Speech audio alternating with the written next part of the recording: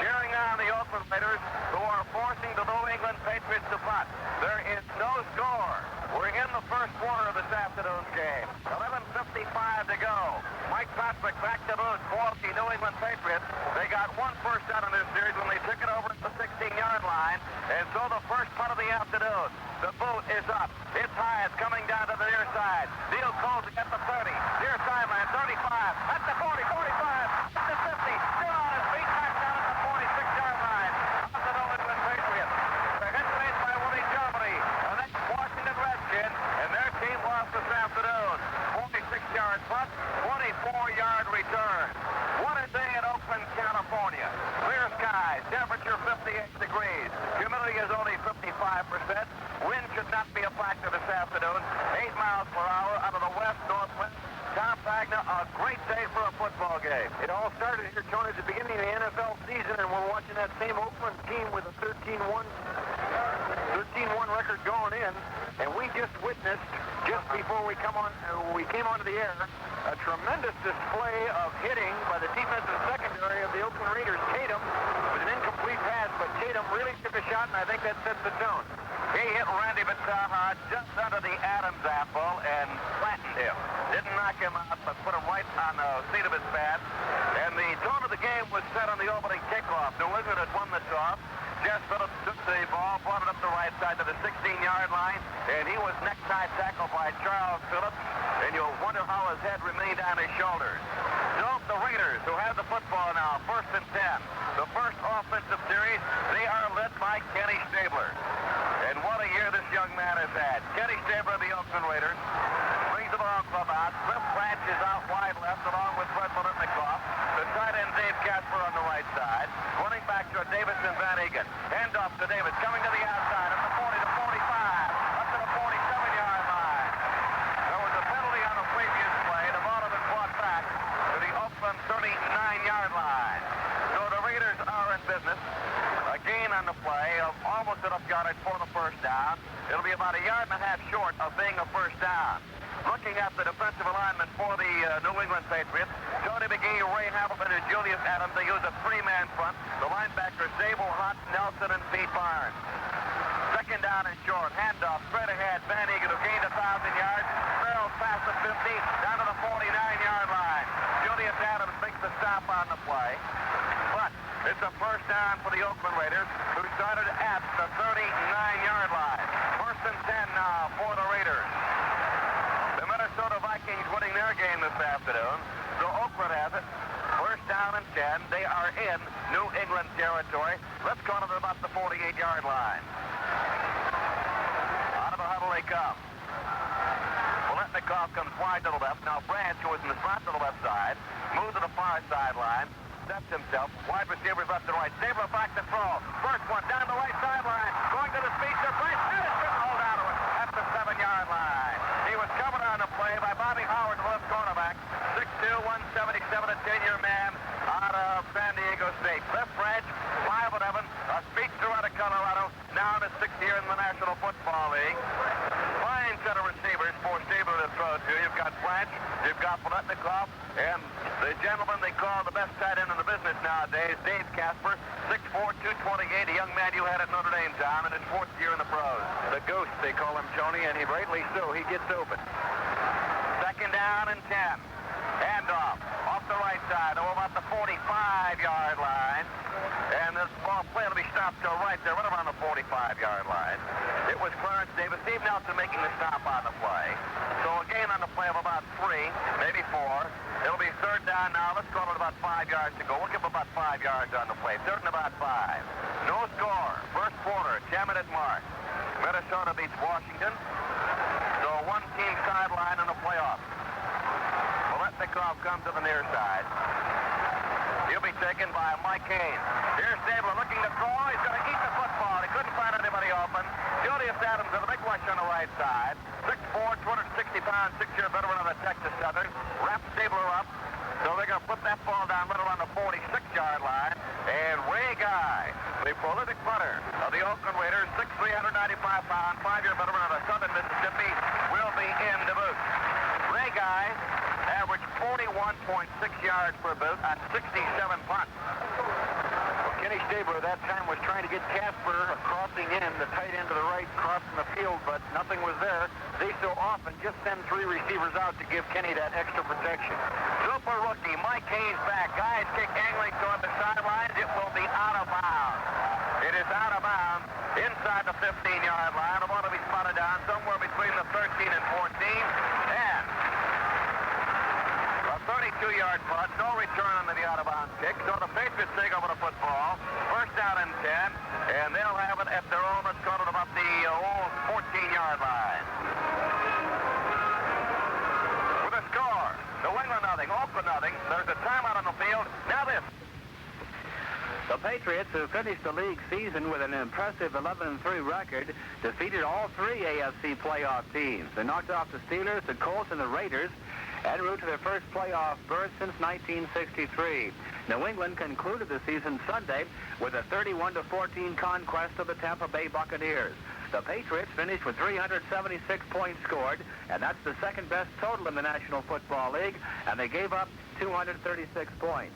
These 2 opponents met last on Sunday. It was October 3rd at Schaefer Stadium, and Oakland got blown out on that one, 48-17. But the Raiders have not lost a game since, and as it turned out, that was the only game they lost all year.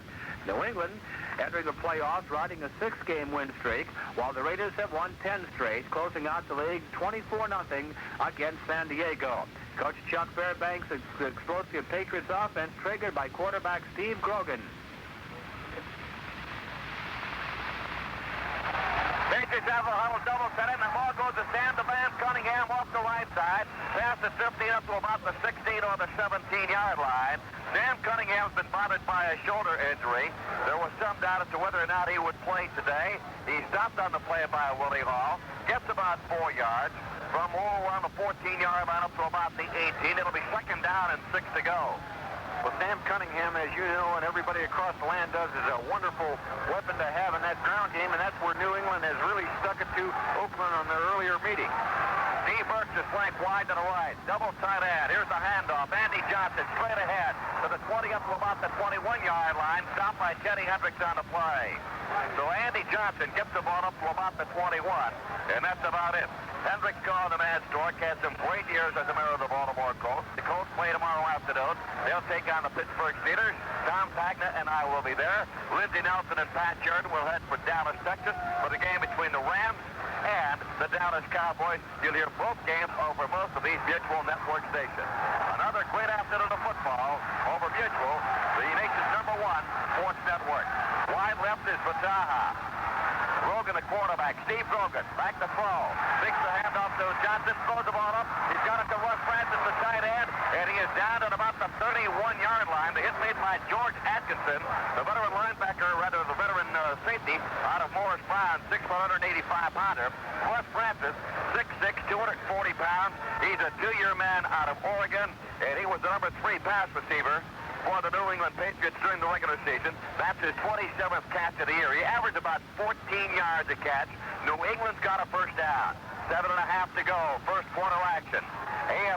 American Football Conference playoff. There is no score. Marvin Briscoe. Wide to the left. The handoff goes to Johnson, and Johnson's not going anywhere. Hit by Monty Johnson. Monty Johnson is 6'5", 240 pounds, a 5-year veteran out of Nebraska. He's one of the 4 linebackers for the Oakland Raiders. Andy Johnson, a running back, a 3-year man out of Georgia, 6', 204 pounds. Looking at the front 3, John Matuszak, the defensive left end, the nose tackle is Dave Rowe, Otis Sistrunk, the defensive right end. You've got Phil Villapiano, Monty Johnson, Willie Hall, and Teddy Hendricks, the linebackers left to right. The deep men, Alonzo Thomas, George Atkinson, Jack Tatum, and Willie Brown. Plenty of experience. Johnson, though, carried the ball 4 times, has not gained a yard yet. Handoff goes to Sam DeVan. Cunningham barrels off the left side on a hole between left guard and left tackle, and flies past the 30 up to about the 33-yard line. The nose tackle, David Rowe, makes the hit on the play, but some fine blocking by Leon Gray and John Hanna. Gray out of Jackson State, a 4-year veteran. John Hanna, a 4-year veteran from Alabama, where he was an All-American. And Lindsay and I are going to be in Memphis, Tennessee for the Liberty Bowl. That's going to be Monday night, UCLA and Alabama. And again, you'll hear it over most of these Mutual stations. Briscoe goes wide left, 5'11", 180-pounder, and veteran from Nebraska, University of Nebraska at Omaha. Double wing formation. Back to throw. Grogan looking at the 23, looks up the middle, throwing long, and center for Francis. One hand grab, 40, 35, 30, down to the 28-yard line before he's finally hauled down by George Atkinson. Oh, beautiful lead pass by Grogan, and Ron Francis put that left hand up there like it were a bushel basket, took the ball one hand, brought it to his body, and New England's in business at the 27-yard line of the Raiders, a 50-yard pass play. And Russ Francis is carrying that 6'6", 240 in Oregon. Well, there's a timeout right now with a score 0-0. Now this word. Coach Fairbanks' explosive Patriots offense triggered by Grogan. He's 6'4", 200 pounds, and a rifle arm, but he really laid that one in there very nicely. Grogan throwing for 18 touchdowns as he led the Patriots so far this season with 1,903 yards this year. He also added 406 yards rushing. Grogan averaged over 7 yards per carry in 1976 and set an all-time NFL record for rushing touchdowns by a quarterback with 12 six-pointers. 3 different New England running backs each rushed for almost 700 yards or more in league play this year. Sam Cunningham, the leading ground gainer with 824 yards, with Don Calhoun running for 721. That includes 4 consecutive 100-yard games. Andy Johnson, also the Patriots' leading receiver with 29 catches, rushed for 699 yards.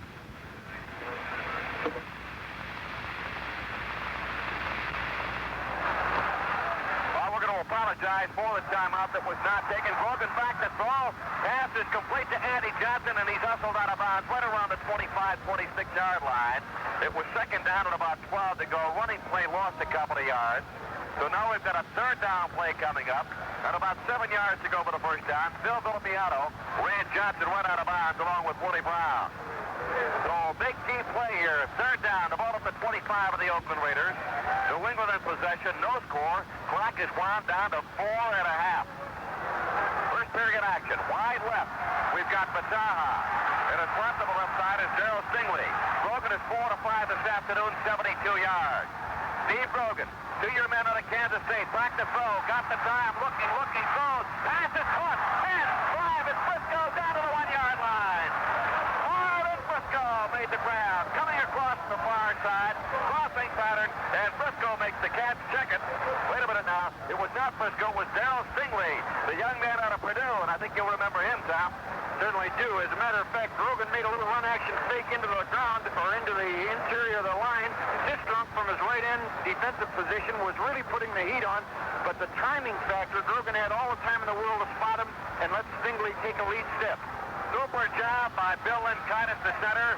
Sam Adams, the John Henner, the guards, and the tackles Bob McKay and Leon Gray. They provided plenty of protection. Here's the handoff by Grogan. Andy Johnson hits the goal line. Is he in? Touchdown! The Patriots are on the board. So New England has gone 76 yards. Andy Johnson from the 1-yard line, and New England's out in front by a score of 6-0. But I think this is very important as far as the Patriots are concerned. If they have anything going against them, they are playing away from home.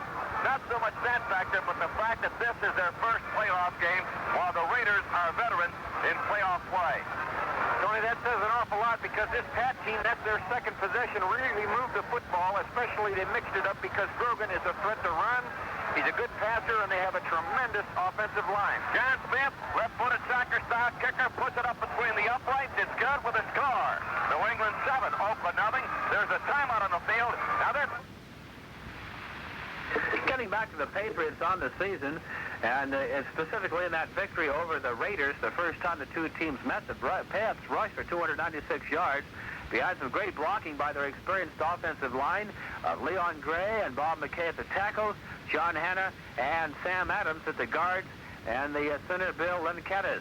Defensively, Coach Fairbanks pioneered the 3-4 defense in the National Football League, and no team plays that more effectively and aggressively than his New England Patriots. The Pats' 4 starting linebackers total 22 years of pro experience. Steve Zabel and Pete Barnes are the outside backs, Sam Hunt and Steve Nelson inside. Hunt returned a pass interception in the final against Tampa Bay, 68 yards for a touchdown. The 1976 Patriots defense set a club record with 50 turnovers forced and 27 fumble recoveries and 23 pass interceptions. New England recording 47 quarterback sacks this season to rank with the tops in the NFL department. It's 7-0. The New England Patriots are on top. The outstanding offensive and defensive players.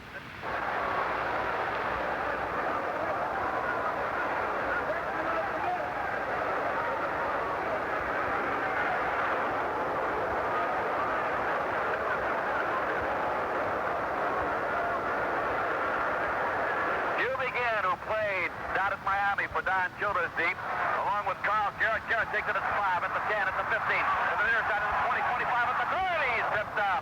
Oh, he was off and running. He tripped up right around the 30-yard line, and it was made by Willie Germany, the ex-Washington Redskin.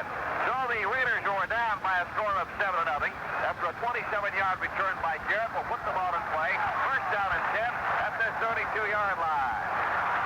Well, the fans really look for the Oakland team to put something together, and that'll ride on Stabler's arm. And you talk about receivers, he's got them. Tony mentioned them before: Cliff Branch, Fred Bolitnikoff, and Dave Casper. Here's Stabler back to throw. Puts the ball up in the air. It's caught at the 50, at the 47-yard line. He's going to be down right there. A big first down play for the Oakland Raiders. Freddie Bolitnikoff, 6'1", 190, a 13-year veteran out of Florida State. Does not have great speed. Boy, can he work himself open, and does he have great hands. Hunt and Fox made the hit for the New England Patriots, but the ball is in New England territory. So the Patriots went 86 yards, 10 plays. Johnson got it from the 1-yard line. Smith added a point after touchdown, and now the Raiders back to throw. Stabler from the 45 to the right side. It is almost intercepted. Almost picked off by that corner, Bob Howard. That was intended for Bolitnikoff. If Howard intercepts that one, he's off to the races, and the Raiders are down by 2 touchdowns. Right now, we're going to pause briefly for station identification. This is Mutual, your news and sports radio network. This is the American Forces Radio and Television Service. That'll make it second down and 10 yards to go. Steve Nelson and Sam Hunt come out. Willie Germany is in as they go to the nickel defense now. Willie Germany is one of the 2 backs in there. Bolitnikoff on the far side. Then the slot to the right. Stabler on the draw play. The handoff going to Davis, and Davis barreling ahead, gets to the 45, down to about the 43-yard line. And that's it, as he's hit out there by Mel Lunsford, a 6'3", 250-pound, 4-year veteran out of Central State of Ohio. And also by Julius Adams. A gain on the play, let's call it 4. Third down along 6 to go for the Oakland Raiders at the New England 43-yard line. Well, Kenny Stabler likes so much in this instance to go to run-action pass and kind of favors tight end Dave Casper. He has, as he's led the league most of the year in reception. Third down conversions. The Raiders are 1 for 2. Stabler back to throw. Puts the ball up the Branch. At the 37, 35, at the 30, at the 25-yard line. Before he finally stopped on the play. He was hit by Jimmy Fox, the rookie free safety out of Ohio State. But Cliff Branch got that ball cut across field. They'll put the ball down at the 26-yard line, and the Raiders are on the move. Well, Cliff Branch has 9.2 speed, but they delayed him from the wide side receiver left. Delayed him, let it clear out, and then he got in a foot race diagonaling across the field, and Stabler had enough time to deliver the ball. 15-yard pass play for the first down. So the Raiders in business here. First down and 10. Slot right, handoff. The ball going to Davis. Clarence Davis at the 25, tries to turn the corner, runs into one of the New England Patriots, and he is hustled out of bounds by Mike Haynes, the right cornerback, a rookie out of Arizona State, who has tremendous potential. 6'2", 189-pounder, and one of the very best in the league. Well, Gene Upshaw is a little unhappy with that particular play. It was a sweep going to the left. Gene knocked his man inside out, but the running back didn't quite see it. Clarence Davis, not dipping it inside, went to the sideline for a no-gainer. 4 carries for Davis, a total of 22 yards. The ball is now at the 23-yard line. Wide left, we've got Cliff Branch out to the right, Bolitnikoff, Stabler back to throw, throws the ball to the end zone, almost intercepted. Pass was intended for Bolitnikoff, and Stabler took quite a shot. Prentice McCray, leaping high in the air, almost picked it off in the end zone. McCray is 6'1", 187 pounds, a 3-year man out of Arizona State. You look at that defensive secondary for the New England Patriots. The only veteran out there really is Bob Howard, a 10-year man out of San Diego State. McCray now in his third season. Timmy Fox and Mike Haynes, the free safety and right corner, are rookies. Well, Kenny Stabler that time really went for the gold market instead of the small badge because there was a tight end underneath that was wide open, and he didn't really see the free safety coming over. Double to the right side. We've got Paletnikov and Branch to the left side. We have the big tight end Casper. Pass is blocked down. Kenny Stabler tried to sidearm that ball to the left side, and it was knocked down by the nose tackle, Ray Hamilton, 6'1", 245-pound, 4-year man out of Oklahoma. So the front three, Tony McGee, Ray Hamilton, and Julius Adams.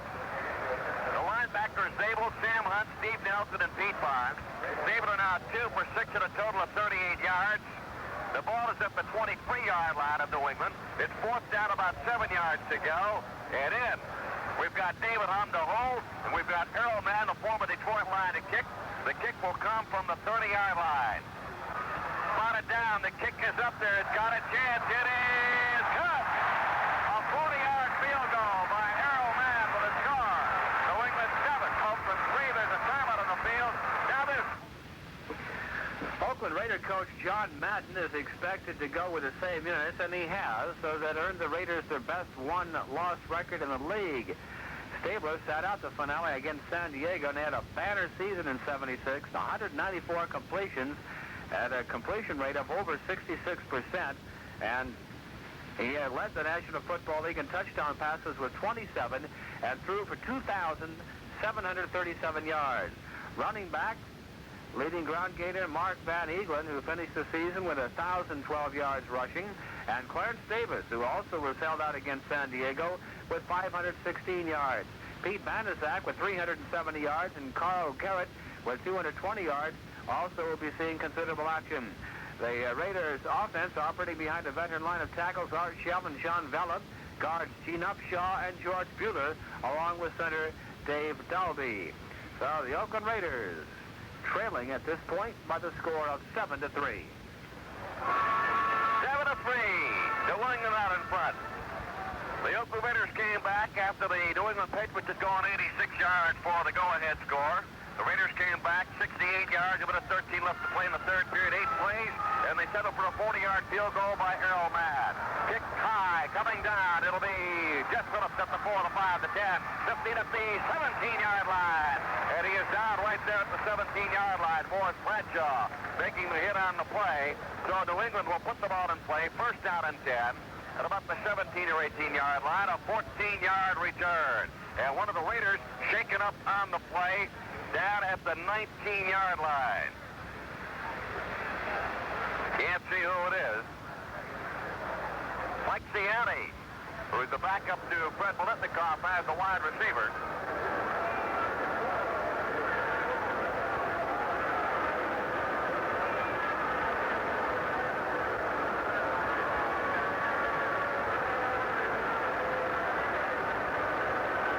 If it is Mike Ciani, they're checking out his knee to see if it's loose. And I know that hurts because he's a fine backup receiver and one of those guys that you just have to play on the special teams. Looking at the stats for the New England quarterback, Steve Grogan, 6'4", 200-pounder, a 2-year man out of Kansas State. And he's just had a great year. Coming into this game, 145 out of 302 passes. He's completed 48%, 1,903 yards, a total of 18 touchdowns. However, he has been intercepted a total of 20 times, and that's high in the American Football Conference. By contrast, Kenny Stabler had 194 completions in 291 attempts, 66.7% completion, 27 touchdowns. He was intercepted a total of 17 times. Mike Ciani being carried off the field, at least helped off the field. So he'll come to the sideline. And a welcome to our servicemen and women at home and overseas as today's game is being carried over the American Forces Radio Network. We certainly hope that you enjoy the game and will have a most happy holiday season. Randy Mataha, the mighty might out of Stanford, 5'10", 170-pounder. It is 6th year in the National Football League. Along with Darryl Stingley, wide left and right. Grogan on the handoff. The ball going to Sam the Bam Cunningham, but he barrels straight ahead. Gets the ball up to about the 20, 21-yard line before being stopped by nose tackle David Rowe, linebacker Monty Johnson. A gain on the play of about 3 at the most, second down and 7 yards to go. New England, as time winds down in the first quarter, out in front here over Oakland, 7-3 on a beautiful sunshiny day in Oakland, California. Couldn't have a better day for a football game. Stingley goes wide to the left. Grogan with the deuce backfield. Cunningham and Johnson. Stingley in motion out toward the near side. The handoff to Sam to bat at 20, 25, 26-yard line. Kenny Hendricks making the hit on the play. But he also had some help from the linebacker, Phil Villapiano. Not enough yardage for the first down, but it'll be third down and about 2 yards to go for the first down.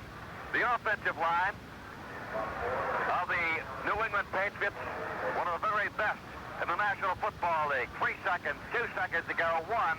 And there it is. That's the end of the first quarter with a score. New England Patriots 7 and the Oakland Raiders 3. Coach John Madden finished the 1976 season with an 8-year league game record of 83 wins, 22 losses, and 7 ties, and that gives him a pro career winning percentage of 79%. And he says he's going to go with that orange defense the Raiders feature through the season. That's their 3-4 defense. Normally in pro football, it's called a 4-3 with 4 linemen rushing. Your 2 ends and 2 defensive tackles and the 3 linebackers, but they don't do it that way. They have 3 men rushing with 4 linebackers. There's 3 frontliners: Otis Sistrunk at right end, Dave Rao at middle guard, and John Matuzak at left end. Then the linebacker foursome: Teddy Hendricks on the right side, Phil Villapiano on the left side, and Monty Johnson and Willie Hall working in the middle. The veteran Raider secondary featuring their most severe challenge this year: Willie Brown at right corner, Skip Thomas at left, George Atkinson at strong safety, and Jack Tatum at free safety. The score is 7-3 in favor of the New England Patriots, and they get their 3rd possession chance after the timeout.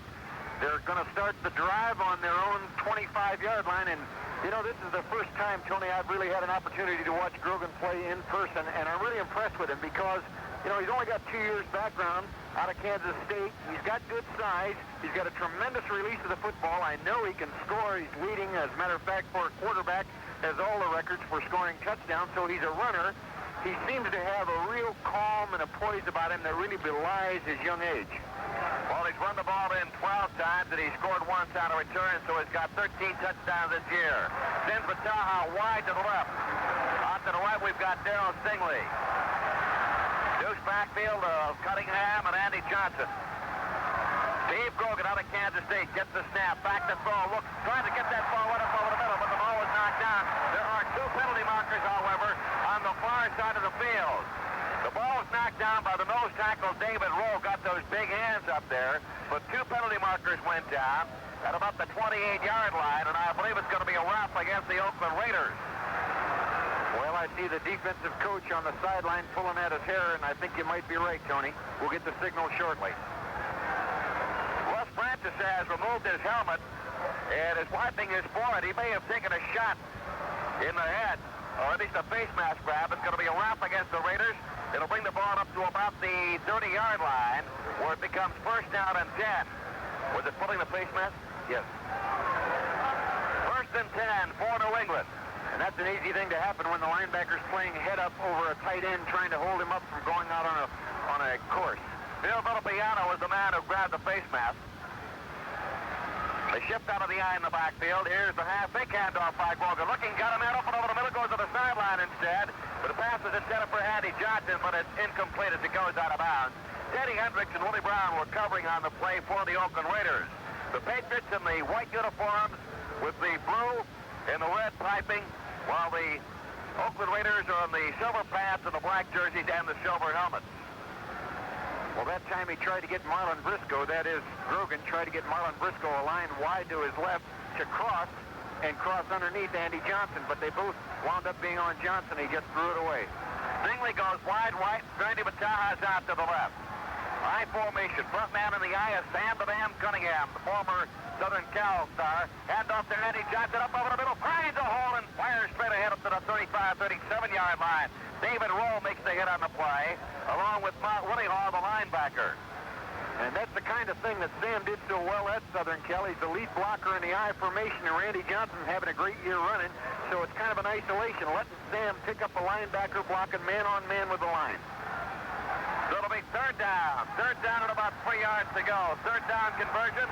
New England made 4 out of 6 this afternoon. Logan looks over the defense. Logan back to throw. Logan throwing up over the middle. Intended for Frisco. Penalty marker on the play. But it's in the backfield, and the left may be against them. It's going to be against New England. It'll be an illegal motion penalty against the New England Patriots. Well, he had that little cross pattern again with Frisco and Johnson. This time he tried to hit Frisco on the look-in, the quick look-in, and the ball was pretty well thrown, but would have been neutralized anyhow with this penalty. Frisco played his college ball at the University of Nebraska at Omaha, where he was a quarterback. But when he came into the National Football League, or rather the American Football League, he signed with Denver, and he did play quarterback there, but then was changed to a receiver, played quarterback under Lou Saban, a member of the Denver Broncos. Neil Colsey, the lone single safety for the Oakland Raiders at the 25-yard line. Mike Patrick back to boot, gets the bell to high snap, and gets it off. It's returnable. Colsey with the ball at about the 27, at the 30-yard line, at the 35, at the 40, at the 43, at the 45-yard line, where he's finally down the play at the 45-yard line. He is hit by Steve Burke. 36-yard punt, an 18-yard return, and the Raiders, who trail by a score of 7-3, are in business. But wait a minute. Is there a penalty on the play? See where they put the football down. Nope, it's going to be 1st and 10 for Oakland. It'll be at their 45-yard line. Now, yes, there was a penalty marker. An illegal man downfield for New England, declined by the Raiders. They want that field position, and they've got it 1st and 10 at the 45-yard line. Colsey gave him a boost on the thing. It's a real pull to be able to return the ball anything beyond 10 yards. It's a real fine return. That time he had a little fence set up along the right sideline. Well, with the score 7-3 in favor of the New England Patriots over the Oakland Raiders, there's a timeout on the field. Now this... Taking a look at what happened in college basketball on Friday, Kentucky over Bowling Green 77-59. Alabama 70, Oklahoma State 61. Indiana 50, DePaul 42. San Francisco 90, Pacific 73. UCLA 107, Rice 60. Nevada, Las Vegas 112, North Dakota State 81. In the National Hockey League, Washington 3, Toronto 2, the New York Islanders 4, Atlanta 2. In the World Hockey Association Friday, Birmingham 4, Houston 3, Indianapolis 5, New England 4. That was in overtime, and Edmonton 1, Phoenix 0. In the National Hockey League on Saturday, Atlanta at Detroit, Buffalo at the Islanders, Washington at Pittsburgh, Colorado is at Toronto, Boston is at Cleveland, the Rangers at Chicago, Philadelphia at St. Louis, Vancouver at Minnesota, and Montreal is playing at Los Angeles.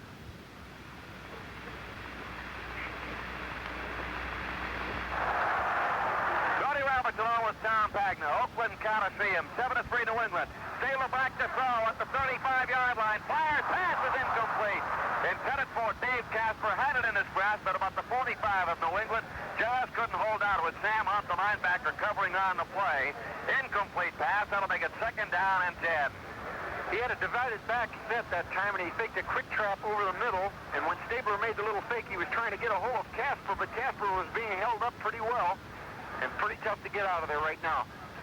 The Patriots pull their linebacker, Sam Hunt. They insert Dave Tipton, so they'll probably not go to a 4-man rush. 2nd down and 10 at the 45. Davis back to throw, dumps it out in the flat. Davis at the 40, at the 45, breaks the tackle, gets to the 50-yard line. And he picks up from the 40 to the 50, 5 yards on the play. Took that pass about 5 yards deep. Julius Adams and Dave Tipton made the stop for the Patriots. So now it's 3rd down and 5 to go.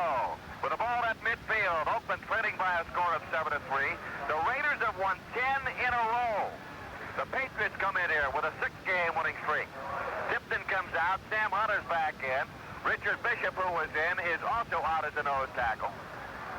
And Tony, the Oakland fans were yelling, go, go, go. They've been in this position many times. They want this win badly. 3rd down conversions. Oakland's 2 out of 4 this afternoon. Back to throw, Stabler. Looking. Left one. Brooks throws up over the middle. Almost intercepted by Sam Hunt. Sam Hunt reaching up. Got the ball at about the 36-yard line. Couldn't hold out of it. I was watching Sam Hunt in the pregame warm-up as the New England quarterbacks throw to the lineman who run downfield toward the goal line, and Sam Hunt couldn't catch the ball. So I said to myself, Sam Hunt as a linebacker does not have good hands. At least he knocked it down. I guess that's maybe more important. Funny, at Stabler's sending out 4 receivers more times than I've ever remembered. They really try to give him maximum protection. But, of course, even that didn't work this last time. Mike Haynes is deep. Ray Guy back to boot. Stabler 309, 43 yards. The snap, and Guy gets it up. It's high. Bearcat signal 4, and he takes it at about the 17-yard line. Mike Haynes does, signaling for the Bearcats. And now the Patriots will put the ball in play. First down and 10, a 39-yard boot by Guy. New England out in front by a score of 7-3. In case you joined us late, they went 86 yards in 10 plays on their second possession. Andy Johnson ramming it in from the 1-yard line with a score. New England 7, Oakland 3. A timeout in the field. Now this for me. Taking a look at what happened in the National Basketball Association Friday, the New York Knicks 123, Boston 109. Detroit over Indiana 113 to 104. Milwaukee 126, the New York Nets 110. Chicago 103, San Antonio 101. Golden State 117, Philadelphia 114, Washington 99, Buffalo 88. Atlanta 113, New Orleans 109. It was Los Angeles 118, Phoenix 105, and Portland 127, Denver 105. In the National Basketball Association Saturday, Cleveland is at the New York Knicks. Boston is at Atlanta. Golden State plays at Washington. Philadelphia is at Indiana. New Orleans is at Houston. Chicago plays at Denver. Kansas City is at Phoenix. And Los Angeles is at Portland. So that's a look at what happened in the National Basketball Association on Friday and a look at the schedule Saturday.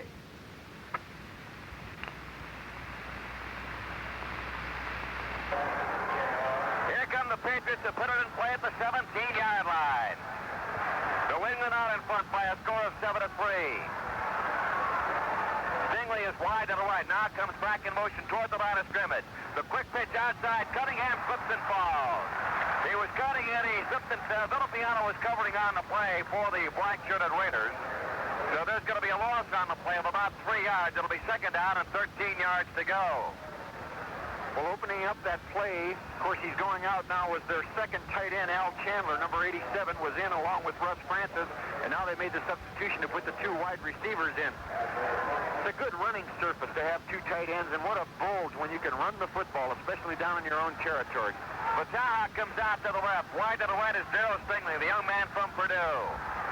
Sam the Bam Cunningham and Andy Johnson in the backfield. Russ Francis now moves in motion to the far side. He was a tight end left. Grogan is back to throw, looking, throws that ball. 20 at the 15-yard line, at the 20-yard line. The catch was made by the back in the backfield.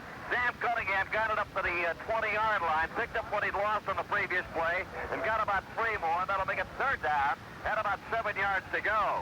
Villappiano and George Atkinson, the left side linebacker, and the strong safety, respectively, made the stop on the play.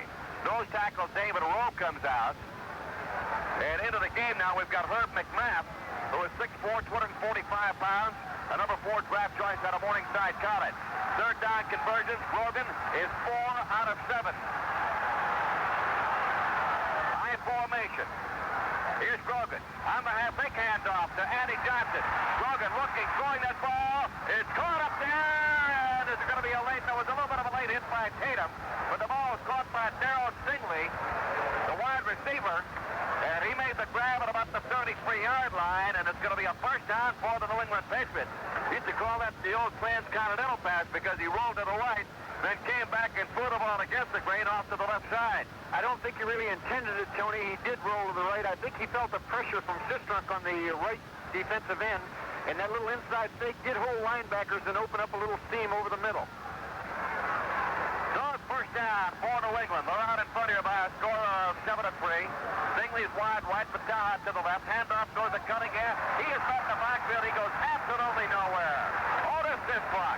6'4", 273 pounds, never played any college football. A 6-year veteran of the National Football League wars. Wrapped him up right at the 31-yard line. A loss of about a yard in the play. So now the Patriots will have to go with second down and 11.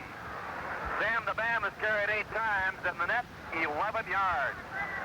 Well, Steve Grogan is a very exciting player to me. I love the way he's mixing his plays up. The defenses haven't changed that much. Most of the time we're seeing single free safety. Briscoe is wide right. Here's Grogan back to throw. Singley's wide left. Looking, throwing. Pass is incomplete. Was deflected by Willie Hall. And it's incomplete. Willie almost picked it up. We had a super game in our first broadcast here. First game of the year against the Pittsburgh Steelers, and won himself a starting job. Pass is intended for Martin Briscoe. So that's going to make it third down and 11 to go. And Randy Battaglia comes in. The Patriots, of course, coached by Chuck Fairbanks, who had tremendous amount of success at Oklahoma. And they have a Cinderella team for the 1976 football season. Battaglia, 5'10", 170 pounds, wide left. Singley goes out to the right. Francis, the tight end, is on the right side. Third down, 11 to go. The ball at the 31. Grogan back to throw. Rookie fires up over the middle. Penalty marker on the play. The pass is incomplete. It was intended for Darryl Singley. Penalty marker on the play. Covering was Alonzo Skip Thomas of the Oakland Raiders. And who will romp me again? Well, the palms up routine went to Skip Thomas. I don't know whether they'll call it on him, but he seemed to think he was in danger of having one called against him. And it looks like the walk-off is going to be against the Oakland Raiders. Steve Burke, 6'5", 211 pounds, a two-year man out of Arkansas State. Comes into the backfield now, rather in as a wide receiver. The walk-off will bring the ball up to about the 37-yard line. It'll be pass interference against the Oakland Raiders, and that also means it's going to be a first down for the New England Patriots. So we've got 10:01 left to play here in the first half, with the score New England out in front 7-3. And in the penalties, 3 now against the Raiders, a total of 25 yards. I'm Tony Robertson along with John Pagna. We hope you'll join us tomorrow afternoon right around 2 o'clock at Baltimore's Memorial Stadium. Bert Jones and the Baltimore Colts against the Pittsburgh Steelers.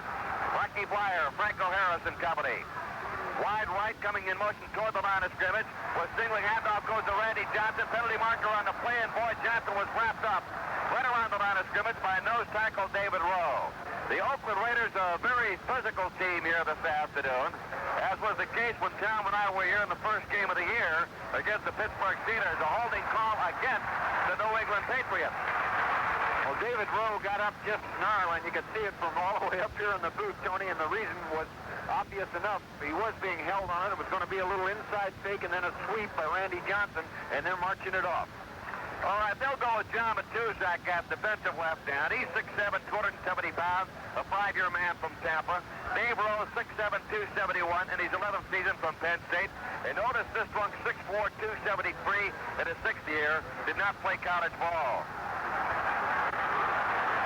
Make it first down at about 20 yards to go for the Patriots. Battaglia off to the right. The handoff to Sam DeBam Cunningham. Finds a little running room.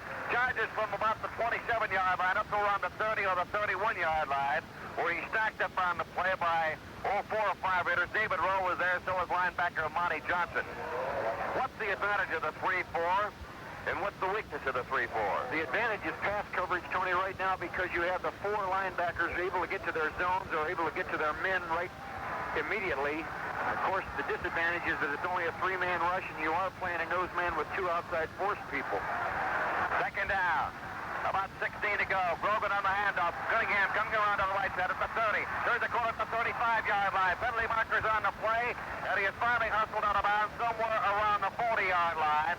The penalty marker thrown back at about the 30 is going to be a holding call against the New England Patriots. The signal there by Otis Siskon, who looked toward the bench and said, holding on the Patriots. Bill Piano finally ran Sam DeBam out of bounds. So the Patriots can't get it going. 2 infractions and 2 plays here. I got second down at about 17 to go, and it's going to be another walk-off against Oakland. I think it's kind of an indication of the intensity we're seeing here, because this drive was kept alive by the Oakland Raiders making an error on third down, and then, of course, back-to-back penalties by the New England Patriots. They didn't want to put the ball in the air that time, so Steve Grogan gave it a kind of a modernized version of the Statue of Liberty. Sam set up like pass protection. Grogan went to the pocket, wheeled a little bit, came behind him, and he handed it off. To no avail with that penalty tacked on. Second down and just a little over a fourth of the football field to go. 26 yards to go for the first down. The ball ball is at the 20-yard line. Grogan back to throw. Looking, throwing down the sideline. Intended for Badaha. Can't get it. Badaha couldn't get it. Willie Brown was covering on the play. And Willie Brown apparently lost his footing on the play somewhere around the 48-yard line. I think Brown's talking to the officials saying, hey, he tripped me. That could have been a very big play had the ball been on the money, and luckily for the Raiders, it was overthrown because Pagna, as Tony points out, was in the clear. And a lot of pressure from guys like Otis Sistrunk, Clermont Matt, John Matuzak, and if they throw in a couple of blitzing linebackers or two, we'll have to wait and see. We've got Stingley going wide right, flat left. Actually, it's a single wing formation. Back to throw, handoff, the ball going to Sam the man. Then he fumbled on the play. Oakland has recovered at about the 22-yard line. Raiders recovered a fumble at the 22-yard line. Willie Hall was the guy who got the fumble. Well, it was one of those things, Tony, where Steve Durbin says, I'm going to play it safe. I'll give him a decoy look to 4 receivers, 1 back in the backfield. I'll go back like I'll pass because it's 3rd and long. We'll slip a little draw in there to Sam. It backfired because Sam, just about the time he got position, the ball was ripped out of his arm, and it turned around where they didn't punt the ball and now lose tough field position. So the fumble recovery by Willie Hall sets it up for Oakland. 1st down and 10 at the 21-yard line. Handoff goes to Van Egan, goes off the left side, inside the 20 down to the 15-yard line. Good 6 yards on the play by Van Egan as Steve Nelson and Timmy Fox make the stop, but not before the Raiders come up with 6. It'll be 2nd down and 4 to go. We're going to pause briefly for station identification. This is Mutual, your News and Sports Radio Network. This is the American Forces Radio and Television Service. Raiders come out of the huddle. Flat to the right side. Van Egan and Davis in the backfield. Hand off to Davis. Davis up over the middle. Inside the 15 and Pound drives down to about the 11-yard line. But he has fumbled on the play. And it looks like New England may have recovered. The Raiders have recovered. It makes up the Patriots have recovered the football. Well, that's a very, very big play by the Patriot defense because that turnover, what looked like was going to be a sure possibility of 3 points and possibly even a score for the Raiders, is now neutralized. Well, there's a timeout with a score. The New England Patriots 7, the Oakland Raiders 3. Now this word. Taking a look at what happened in that NFC playoff game earlier in the day at Wilmington, Minnesota, Chuck Foreman rushed for 2 touchdowns and joined unheralded Brent McClanahan in rushing for 100 yards apiece to propel the Vikings past Washington 35-20 and into the NFC Championship game for the 3rd time in 4 years. Fran Tarkenton added 3 touchdown passes in just 3 quarters of work to ensure the Vikings the home field in the title game next week against the winner of the Los Angeles-Dallas game at Texas Stadium Sunday.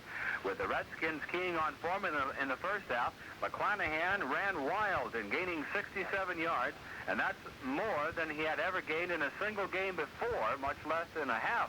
And he finished the day with his first 100-yard game ever with 101 yards and 20 carries.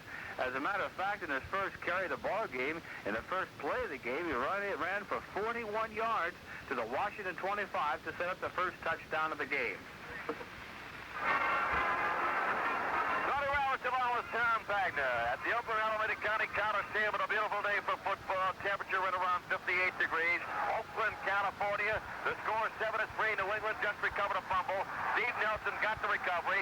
And so the Patriots put the ball in play. 1st down and 10 at their own E11-yard line.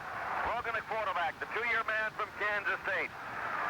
As a wide receiver to the right, turns around, gives the ball over to Sam the Bam Cunningham, and he hits up over the middle, gets the ball up to about the 14-yard line before being stopped by nose tackle David Rowe. So it'll be 2nd down and about 7 yards to go for the 1st down. Remember, at halftime today, we'll be announcing the winner.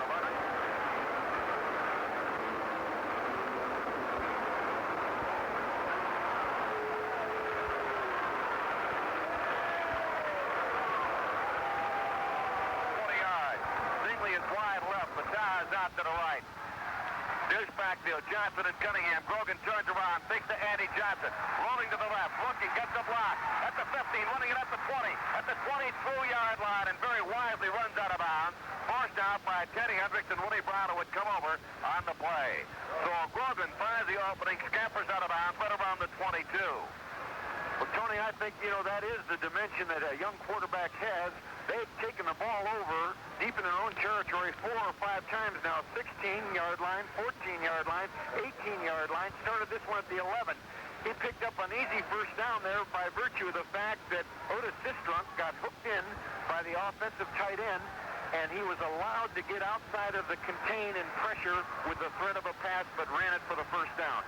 Marlon Briscoe wide left. First down. The ball is at the 22-yard line. Grogan at quarterback. Has Stingley in motion toward the line of scrimmage. Now rolling to the right. May throw it on the run at the 15, at the 20, at the 25, cutting back, at the 27. Still on his feet, dives ahead, and dives under a tackle. Gets the ball up to the 30-yard line. Oof. Nice move by Grogan, who picked up a tough 8 yards on the play. That'll make it second down with about 2 yards to go. Filippiano was there. Monty Johnson, Willie Brown. Well, I would like to venture a guess here. The third and short, it's kind of the daring kind of thing that I think Steve Grogan might do. I look for a run-action pass. Actually, second down and about a yard to go. 2nd and 1. So they send Stingley and Vataha in a slot left. The tight end Francis is on the right side. Here's Grogan turning around, gives the ball to Johnson. Johnson fights to about the 32. And I don't know if he got the first down yardage or not. He tried to go over the right side. Yep, the official said he did get the first down. Filippiano, the left side linebacker, made the stop on the play. But it's another first down for the Patriots. You talked about their field position. They have never put the ball in play outside their 20-yard line. The first time they got it was at the 16, the 14, the 18, the 17, and the 11. So field position wins it. Eventually, the Raiders have to win this football game. But right now, New England's out in front by a score of 7-3. That may have started to move. Wide to the right goes Stingley. Double tight end. Split back. Grogan turns around, fakes to Johnson, looking to throw, has the time, gets the ball off. Penalty markers on the play, and maybe a face mask grab against the Oakland Raiders. Filippiano and George Atkinson made the hit. Well, that's a standard kind of a double tight end offensive play where they do a double fake into the line, delay the right tight end, drive off the flanker back to the right, and then a delay man underneath in the flat. But that time the Oakland Raiders were up to the chore because Skip Thomas on the left side and Filippiano were right on it, but apparently they did call the face mask penalty. We'll look for the signal, and we're pretty sure that that's what it is. That's what it was. Face mask, personal foul. Al Chandler was the guy who caught the ball. Chandler's a backup to Russ Francis. Chandler is 6'3", 229 pounds, a third-year man out of Oklahoma. So Francis now back in. Chandler's out. 4 penalties, a total of 40 yards now against the Oakland Raiders. Vataha comes wide to the left along with Darryl Stingley. Flat to the left side. Grogan, a quarterback, turns around, gives the ball to Johnson on the sweep to the right at the 50, at the 45, puts his head down and fires inside the 45 down to about the 44-yard line. Filippiano again was there on the play. Atkinson had come up. And also we've got Willie Hall. Leon Clay and John Hanna pulling out the right side to lead the blocking on the play. And in the backfield, Darren Calhoun, they call him the super sub. He came in when Cunningham hurt his shoulder. Played about 4 games, gained 721 yards. Calhoun is 6 foot, 198 pounds, a 3-year man out of Kansas State. With a score, New England 7, Oakland 3. There's a timeout on the field. Now this. More on that Minnesota-Washington playoff game, won by Minnesota 35-20. George Foreman added a 30-yard scoring run in the third quarter, and then Fran Tarkenton finished off the Minnesota scoring with a 9-yard scoring toss to Sammy White with 37 seconds remaining in the third period. Washington did not score a touchdown until Billy Kilmer hit Frank Grant from 12 yards out with 10:42 remaining in the game. Kilmer connected with Roy Jefferson from 3 yards out with just 33 seconds left for the only other Washington touchdown.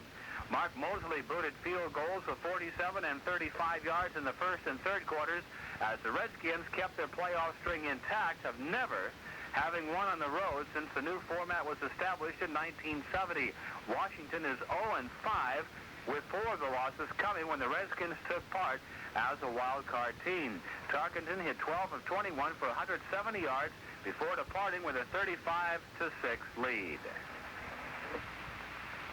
Tom Pagna, along with Tony Roberts at the Oakland Coliseum, where the New England Patriots are winning 7-3 over the Oakland Raiders. And the thing, Tony, that is fascinating to me is that a young team, never having been in this position before, coming all the way out to Oakland to play in the playoff game, they're moving the football. They've overcome some adversity by starting deep in their own territory several times, but they've proven that they have a great diversity of offense. They run the football, they get in the I formation, they send out 5 receivers. Wide left, we've got Briscoe out to the right there, Stingley. Here's Grogan turning around, gives the ball to Andy Johnson, and Andy goes right up over the middle, but he's upended by Monty Johnson, the linebacker, right around the line of scrimmage, dives forward, and gets the ball inside the 45 down to about the 43-yard line, where now the Patriots are faced with 3rd down and about a yard to go for the first down. 5 minutes and 20 seconds showing on the clock. Briscoe comes out. Darryl Stingley is out. Now they'll go to the double tight end alignment of Russ Francis and Al Chandler. 6 out of 10 third down conversions for the New England Patriots. Pete Brock comes in. He's going to be at center. Brock is 6'5", 253, a rookie out of Colorado. Double tight end. Everybody on the line of scrimmage. Handoff, Johnson going wide right. Cuts in at the 45. Trying to get down to the 42-yard line, 41-yard line. But he's not going to make it for the first down. Willie Hall and Jack Tatum came up to beat the play. Well, that was a very big 3rd down for the Patriots, because with just a yard to go, they're down into 4-down territory. If they make the first, pretty obvious that he didn't make it, although it's very close. And on the 4th down try, if indeed they didn't make it, I believe they may go for the thing rather than punt it. All right, we're going to have our first very important measurement of the afternoon. It is just about 4 or 5 inches short of being a first down. About 4 or 5 inches short of being a first down. 4 minutes and 50 seconds on the clock. We're in the second quarter. New England leads at 7-3. They're about 4 inches away from a first down. They have reached the Oakland 42-yard line. It is now 4th down. 4 inches to go. Logan looking to the sideline. A coach Chuck Fairbanks. He said, go for it. The linebackers, Filipiano, Johnson, Hall, and Kenny Hendricks. And let's see how they deploy themselves along with the D-back. Everybody, just about everybody up on the line of scrimmage. Again, the double tight end with a wing left. Here's Grogan waiting for the snap. Turns around, gives that ball. It's the first down. It's down. Super sub Calhoun. Charging just over left guard. Kenny Hendricks finally made the stop on the play, but some fine blocking by the center in the left guard, Johnny Hanna, the center, Bill Lenkitis. So, what we're making with Pete Brock was in there. Pete Brock was in. He started to come out, and now he comes back in again. So Brock is going to be in at center for the Patriots. Now he goes out. That means Lenkitis is back in. And a first down for the Patriots, and their drive stays alive. And, of course, it's eating up the clock here. We're under the 4-minute mark, 3:55 showing. And Jeff Phillips, number 35, has just come in to replace Andy Johnson, our offensive halfback for the Pats. All right, a timeout's been called with a score. New England 7, Oakland 3. There's a timeout on the field. Now this.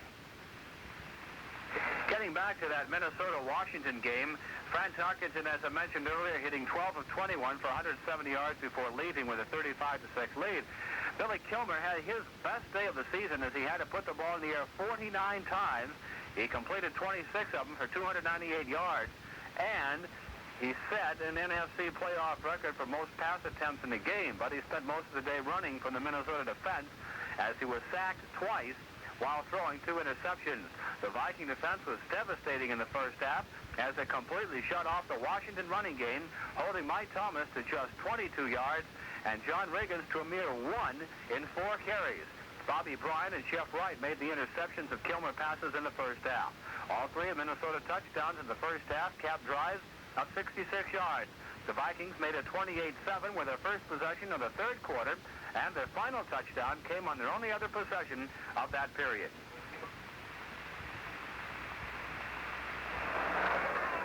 New England has out first down Oakland 11-3, although the Raiders, for the most part, put the Patriots in poor field position. Wide to the right is Stingley.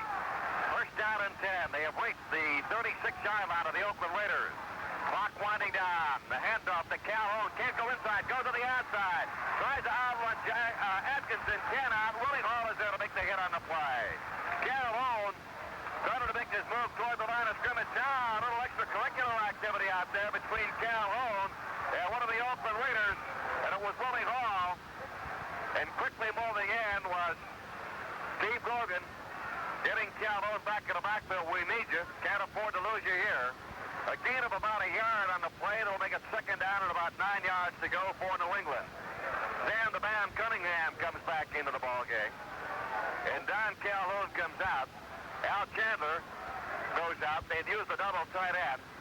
That means that Francis is a lone tight end with Stingley going wide to the right, but coming out to the near side. Second down, 9 to go for the Patriots. Stingley in motion toward the line of scrimmage. Grogan rolling to the right, has plenty of time, looking, throwing on the run, incomplete. Penalty marker on the play. The pass was intended for Darryl Stingley. Atkinson was covering nearest man to the intended receiver. But there is a penalty marker on the play. The penalty is against the New England Patriots. It's going to be an offensive interference penalty against New England. So they've had the ball, second down and 9 at the 35-yard line. Options now being explained. The captain, Willie Brown. And they'll walk it off against the Pats, and that'll bring the ball back to very close to midfield. It'll be right around the 40, let's go to 45-yard line. Offensive interference against New England. That'll set them back to the 45. So it'll be second down and about 19 yards to go for a first down. Well, they would like, that is New England, would like nothing better than to spring a little open pattern to Russ Francis again, Tony. If you recall, that big 50-yard gainer in the opening series or the second series is what got them their first score. Dan the Bam Cunningham's in the backfield, along with Jeff Phillips now for the Patriots. Stingley in motion to the far side of the field. Here's the fake handoff. Grogan looking back, has the time, fires the ball up over the middle. Pass is caught at the 30, a penalty marker on the play. Stingley is down, short of a first down at the 28-yard line. The hit made by Skip Thomas, but there was a penalty marker on the play, and I believe this one is going to be against the Oakland Raiders. Well, Darryl Stingley made a tremendous leap in the air. Both feet cleared a couple of, I would say 24 inches at least, where the soles of his feet were suspended in air to catch that football, and a great grab it was. Option now being explained to quarterback Steve Grogan of the New England Patriots. The ball is down to the 28-yard line of Oakland. It's still short of a first down. If the play holds up there, it'll be third down and about 2 yards to go. Grogan taking plenty of time. He's hit 9 out of 14 passes, 123 yards. That's against the Pats. No, they're going to walk it off. I see. He's not going to take the play. He'll bring the ball up to about the 40-yard line, and it's going to be a first down. Well, they traded it down for distance, 2:45 on the clock, and they have 2 timeouts left. Maybe the Patriots know what they're doing on it. The ball at the 40-yard line of Oakland. It's first down. Well, they had third down and 2. So instead of third and 2 at the 28, they now have it first down at the Oakland 40-yard line. Stingley is wide left. We've got Briscoe, the magician, out to the right. Fake handoff. Grogan run the run. Rolling out 40 up to about the 40. Make that the 37-yard line where he's run out of bounds by Willie Hall and Phil Villapia, the left side linebacker, and the right inside linebacker, respectively. A gain on the play on the rollout right of about 4 yards. It'll be second down and 6. And, of course, that stops the clock. And that is wound down to 2 minutes and 40 seconds left. 15 plays so far in this drive. They started way back at the 11-yard line of the New England Patriots. They have now reached the 36 of the Oakland Raiders. New England out in front by a score of 7-3. All the scoring in the first quarter of this game. Second down, 6 to go. Grogan takes the handoff, gives it on the reverse to Russ Francis. The tight end is going to throws the ball downfield, intercepted at the 6, at the 10, at the 15, at the 20, it's Thomas, at the 24 out of bounds. Well, Tony, I would never second guess the call, but I think I'd almost have to that one. They had 2 minutes and 45 seconds on the clock. Good field position, no reason to panic, didn't have to come up with a trick play.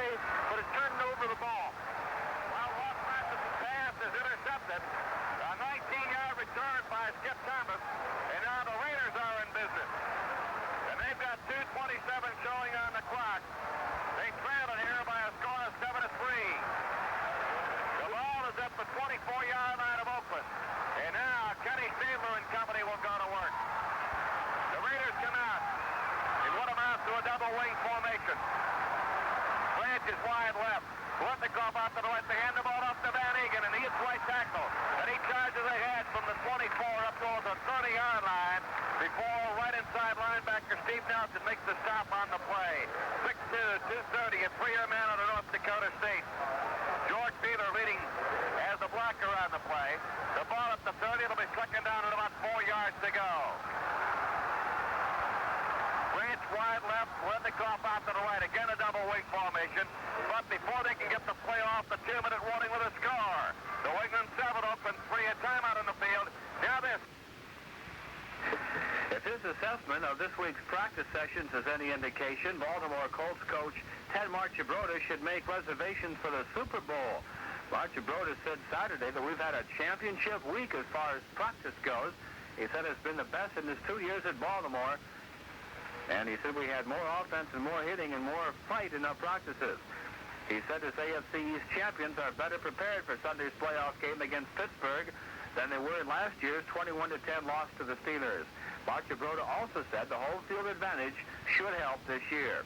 3 players who joined Marchibroda at a news conference also were confident of victory Sunday. Quarterback Burt Jones saying that they were in the playoffs last year. He says we've got a realistic attitude this year that we're going to win. Marchibroda said the game will depend on whether the Colts can stop the Steelers' running game and force them to throw the ball. It's a classic matchup. The NFL's top defensive team, Pittsburgh, and the top offensive team, Baltimore. Now Pagna along with Tony Roberts, where we're watching a terrific battle just before the half, closing 2-minute warnings on.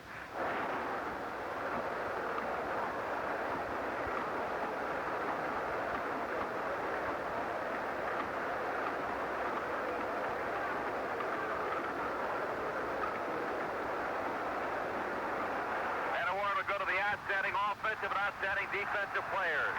Cliff Francis, feature out of Colorado, is wide to the left. Stabler back to throw. He's got Kickoff right side. Ball is thrown to Casper, and Casper is hit immediately. Dave Casper hit by linebacker Steve Zabel and knocked down right around the 35-yard line. So it'll be very close to a first down. We may have the call for a measurement here. Ball is spotted down just shy of the 35-yard line. Sticks come in from the far side of the field. Clarence Davis has come out of the backfield now for the Oakland Raiders. Kenny Stabler comes over to view the stretch of the chain. Put down the stretch, and what's it going to be? Is it a first down? Johnny Madden right there. They say it's short by about maybe around a half a foot or so. So the horses come into the backfield now, and up into the line. Warren Bankston, the tight end. Also in there is Henry Lawrence, a 273-pound, 4-year veteran tackle out of Florida A&M. Third down conversions, 2 out of 5 for quarterback Kenny Stabler. Carl Garrett is in the backfield along with Pete Banaszak. Banaszak, 6 foot, 210 pounds, a 12-year veteran out of Miami, Florida. Third down, inches to go for the first down. Stabler on the turnaround to get the Banaszak off left tackle. He's got the first down. He barrels ahead, gets the ball up to about the 37-yard line, and it'll be a first down. Julius Adams was on the play, and the man to get up from the bottom of the pile was Mike Haynes, the right quarterback, the rookie out of Arizona State. So it's a first down, and the Raiders have now reached the 38-yard line, their own 38. A minute, 10 seconds left to go. Stabler will have to put it up in the air. Double wing back to throw. The left-hander out of Alabama sails one to the sideline, almost intercepted. Diving for the ball was left corner Bob Howard on the play. The pass was intended for Cliff Branch. So that'll make it second down and 10 to go. Clock now stops with 1:05 showing. The Pats, Tony, are playing it kind of coy. Of course, I would too at this juncture with 1:05 showing, because they're giving what amounts to single coverage on Cliff Branch, but after the snap of the ball, there's backup help behind the corner man. In other words, Bob Howard's taking him right off, but backing him up is Tim Fox, so they get double coverage. Stabler, 4 out of 11, back to throw. He's thrown for 48 yards, has the time. Fired to the sideline, is caught by Kickoff, and he is out of bounds at the 49-yard line of the New England Patriots. Covering on the play was the left linebacker, Steve Zabel. But Kickoff, like a magician, always manages to work himself open, took the ball, stepped out of bounds, stopped the clock, got the first down, 59 seconds left to play. His claim, Bolitnikoff, is that the pattern that he runs the best is to come back towards the passer, and that's an art. It's a very difficult thing to do, to put all your speed going in one direction and then cut at a tight angle back towards the passer, but he's a master at it. Bolitnikoff wide right, branch out to the left, first down at the 49. Long downfield pass, instead it's long to tight end. It is incomplete. Morris Bradshaw was the intended receiver. Bob Howard covering on the play. So Stabler's pass is incomplete. They used up 6 seconds on that play. It'll be second down and 10 to go at the New England 49-yard line. 53 seconds left to play in the first half. And coming in now, Dave Tipton, a big tackle. A nose tackle coming in. That means they're going to pull linebacker Sam Hunt. And Pete Vanacek came in for Mark Van Egan. Boy, there's an old-timer, not so much in years, but in play. He's been around the league many, many times. Again, the double wing formation. And again, Stabler back to throw. Has protection. Looks, fires the ball up over the middle. Casper's got it up to 35. And he is hit, gets down to the 31-yard line. He was hit by 3 of the Patriots on the play, but Dave Casper made the grab. He made 53 catches so far this year. Pete Barnes was there. Steve Nelson was there to make the stop. But it's another first down for the Raiders, and they are moving forward with 45 seconds left to play in the first half. A 17-yard pass play from Stabler to the tight end, Casper. And we said that Casper had more catches than any tight end in the league this year. So he was the number 4 receiver in the American Football Conference coming into this game. He'd caught 53 passes. He'd scored a total of 10 touchdowns. Cliff Branch was rated number 11, and Bolitnikoff number 14, and that is quite a trio of pass receivers. They've got 3 right up there in the top 14. Casper, Branch, and Bolitnikoff. Well, the amazing thing about him, we call him Casper the Ghost. The amazing thing about him is he can run. He's trimmed down to about 228 for us at Notre Dame. He played an offensive tackle. He probably could have played offensive center or guard for that matter. We moved him to tight end his senior year. He's got incredible hands and good instincts. The amazing thing to me, Tony, is that Cliff Branch, who flanks him on most of the plays, runs a 9-2. I can't spell 9-2. There can't be 4 people across the nation that can run a 9-200. So when you have the skills of a big tight end that can block, make your running game go, also get open and get a good foot race going with a linebacker, and Cliff Branch to scare the heck out of you along the sideline.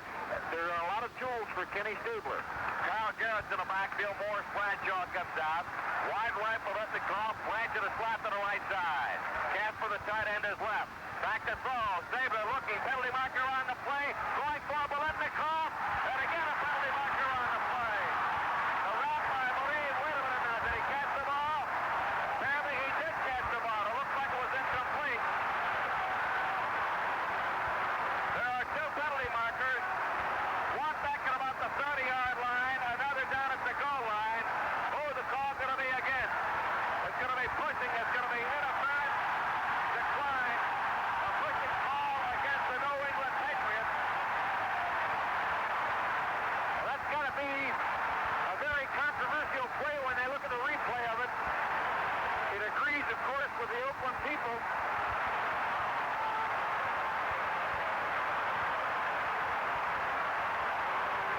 What a touchdown catch by Bolitnikoff. And the Oakland Raiders have gone ahead for the very first time in this game. Well, Bob Howard, the cornerback for the New England defense, chucked him. You can only chuck a man as long as he's in front of you within the first 3 yards of the line of scrimmage.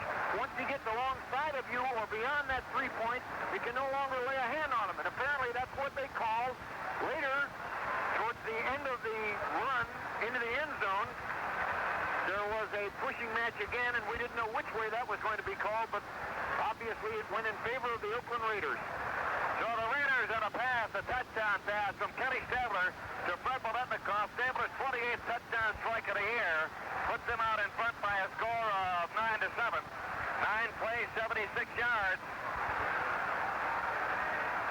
And Errol Mann will try with a point after. David Hum, the ex-Nebraska quarterback, will hold. Spotted down, kick is up there, and it is good. So we've got 39 seconds to go. And for the first time this afternoon, the Raiders are out in front of New England by a score of 10-7. And it all started with that interception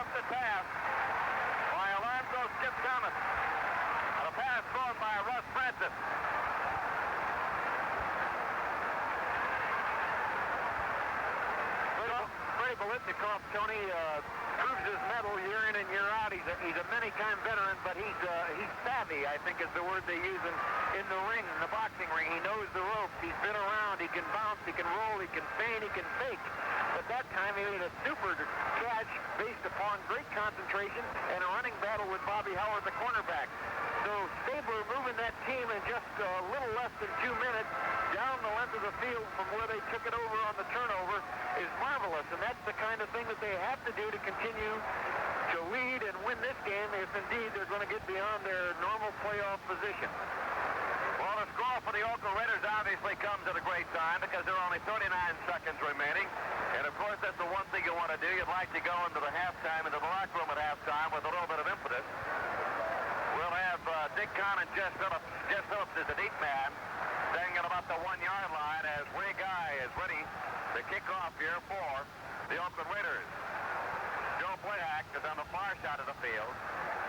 Here's a run-up now. It's up in the air, coming down towards Phillips. He'll take it at about the 5-yard line. At the 10. Tries to come to the outside, cuts back a little bit at the 15, the 20, the 25, and is down at about the 27-yard line. So a 22-yard return. And the Patriots will put the ball in play for the first time in this game. Outside, we'll make that the second. Well, no, it is the first time in this game. Outside their 20-yard line as Herb McMath made the stop on the play. But it's 1st and 10 for New England at their own 27-yard line. They trail here by a score of 10-7. Well, it'll be interesting to see what Steve Grogan will do with the 33 seconds on the clock, whether or not he'll hold tight to it or gamble with it. We've got Battaglia coming wide left. Here's Grogan just falling down. They just want to run out the clock. There will not be another play here unless the Raiders call a timeout. Grogan took the snap but immediately fell to the turf. There is some psychology involved in that, too. Many people wondered, why don't you go for the bomb and all, but there are so many things that can backfire on you with that kind of clock time. Well, it's winding down to 6, 5, 4, 3, 2, 1. There it is, the end of the first half with a score. The Oakland Raiders 10 and the New England Patriots 7. The Raiders have won 10 in a row since that loss. The New England Patriots have won their last 6. And so they're ready to kick now. John Smith, 6 foot, 185-pound, 3-year veteran out of Southampton, England. A left-footed soccer kicker, kicker that is, gets it off, but sails toward the far side. Garrett looking for the ball, gets it at the 4, the 5, the 10, the 15, the 20, 25 at the 30-yard line. He is hit and knocked down at the 30. He ran right into New England's Richard Bishop, the nose tackle, and bounced off of him and fell back. He'll get forward progress up to the 30-yard line, a 26-yard return. First down and 10 for the Raiders at the 30-yard line. They lead it by a score of 10-7. Paletnikoff has scored a touchdown on a 31-yard pass. His wide right, branch off to the left. The handoff to Van Egan, tries left tackle, goes to the weak side, and fights his way from the 30 all the way up to about the 34-yard line before being stopped on the play. The hit made by the linebacker on the play. Sam Hunt, Pete Barnes, the left inside and right outside linebackers. Pete Barnes is 6'1", 240 pounds, a 9-year veteran from Southern. A gain of, about 3 yards, make it second down, and about 7 yards to go for the first down.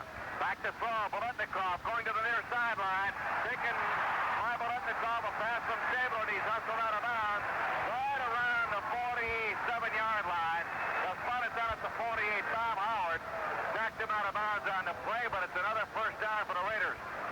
Kenny Stabler had 4 receivers, 2 to both sides that time with a little inside run action fake to their fullback. And again, that great timing of Paletnikoff and Stabler. It was a comeback pattern on the sideline that just eked out the first down. Just this week, Paletnikoff signed a 2-year contract with the Raiders for over $200,000 per. Handoff goes to Clarence Davis. He's upended by Ray Hamilton, the nose tackle, on the play. Paletnikoff this afternoon, 4 catches, 81 yards, including that 31-yarder that went for a score. Well, Mr. Sullivan, the president of the New England Pats, came in here at halftime, Tony, of course, and was so high on his young ball club.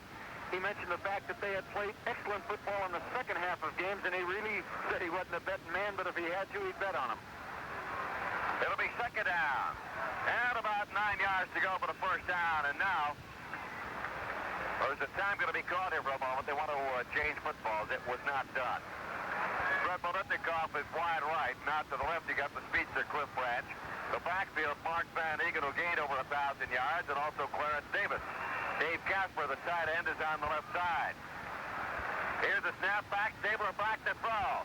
Looking for Bolitnikoff. Fires the ball up over the middle. The ball is caught. It is caught by Cliff Branch, who came up over the middle, and is hauled down by Mike Haynes at the 45-yard line. Well, Mike Haynes came all the way from his corner position all the way in with Branch, but that left Casper, who was starting at the left tight end position, in coverage against the linebacker, number 59, Pete Barnes, for the Pats, and I think that that's the kind of situation they'd like to get zeroed in on. That'll make it third down and about 2.5 yards to go for the first down at the 45 of New England. The Raiders, for the most part, were kept in check. Double tight end handoff, left side, Van Egan, and Van Egan inside the 45, down to about the 43, and it looks like it's going to be a first down for the Raiders. Big crowd up there. Nope, apparently not, because signaling toward the bench was Mel Lunsford. He said they didn't make it fourth down. Sam Hunt made the hit on the play. And now Oakland will go for the ball as Pete Banaszak comes in. Van Egan comes out. Branch is out. So is Bolitnikoff. They'll go with a double tight end. Banaszak is in the backfield. He's a power runner. 210-pounder in his 12th season out of Miami of Florida. Fourth down, inches to go for the first down. Stabler waiting for the snap. Almost an offside by the Patriots. Long count by Stabler. Still calling the signal. Still calling the signal. And now he's called for a timeout. I'll tell you what, penalty marker was dropped backfield at the 27-yard line, and they may have run out of time. There's a timeout with a score. Oakland 10, New England 7. Now this. In college basketball action Saturday, Michigan asserted its #1 ranking by blasting Kent State 102-66. And even Wolverines coach Johnny Orr's becoming a believer. He said, we never say anything about #1, but I think we're starting to play a little like it. The Wolverines look more than a little like #1 as they combine their awesome fast break with a smothering defense and strong performance from the bench to rout a halftime score up to 52-31. Senior guard Ricky Green was the beneficiary of many of Michigan's easy baskets as he hit for 20 points in the first half alone, many on layups and dunks off steals and the fast break. Green had only 5 more points in the second half when Orr went to his bench early and often, but the Wolverines still extended their lead as much as 40 points on a stunning performance by reserve forward Joel Thompson. Thompson had a career-high 19 points, hitting all 8 of his field goal attempts and all 3 of his free throws. Well, there was no timeout, and a 49-yard punt was off by Ray Guy. The ball is going to be put in play first and 10 by New England. Well, now some days you can't win because they've just called a timeout. I guess we'll keep it right here. Stabler had signal for the timeout, but apparently time had run out on that 30-second clock when he did not get the ball in play. So that preceded his call for the timeout, which was not given to the Oakland Raiders. And now a timeout has been charged to both ball clubs. So we've got the ball first down and 10 at the 20-yard line. The New England Patriots will put it in play. They're trailing here by a score of 10-7, and for the most part, the Oakland Raiders have kept the Patriots at bay because they've had good field position for most of this football game. 10 straight victories by the Raiders since they lost 48-17 to New England. 6 in a row for New England to finish the season off. And in playoff games, Oakland has won 6 and dropped 7 in the history of the franchise. New England is 1-1. And Tom and Oddity, and just to show you how important that home field advantage is, since the two leagues merged and they've had the Super Bowl, 10 Super Bowls going on number 11 now in Pasadena, California, there have been 37 playoff games, including the game between the Redskins and the Vikings. And in case you didn't hear, the Vikings won it easy, 35-20. There have been 37 playoff games. 27 of those 37 times, the home team has won. Tells you a little something. First and 10 for New England. Bataha is wide left. Now going to the right side is Wes Francis at tight end. Grogan, the quarterback, is going all the way. Turn around to give. A hit off the right side to about the 22 or 23-yard line. Monty Johnson makes the stop on the play. The ball carrier was Sam the Bam Cunningham. Well, even though the Pats have moved the ball a little bit on the ground, when I say a little bit, really it hasn't been a tremendous ground game. They have rushed for 67 yards the first half. Their best plays seem to be on the sweep, the power sweep, where they get those two big guards out in front of them, and the I backfield where they isolate blocking Sam Cunningham and running Johnson. And they're in the I right now. Cunningham, the front man. Briscoe wide left. Here's the handoff to Johnson. Johnson hits up over the middle past the 25, fights his way up to about the 27-yard line before he's hit on the play by Otis Sistrunk. And also on the play, the last man to get up from the bottom of the pile was Willie Hall of the Raiders. So it's third down and about 3 yards to go for the first down. The Patriots trailing here by a score of 10-7. They've got an outstanding offensive line. Bill Linkite the center, Sam Adams and John Hanna the guards, and the tackles Bob McKay and Leon Gray. Pagna comes wide left. Stingley is out to the right side, back to throw. Grogan looking fired, the ball is incomplete. Pass was intended for Randy Vataha. Incomplete pass, and the Patriots are forced to punt. Willie Brown was covering on the play. The pass was no target. It was lowered in the dirt. And I think Grogan realized it when he threw it. He wasn't really quite set. His body was facing a little off to the right, and he had to kind of do a semi-twist to throw it left. Wasn't really set and shifted with his feet.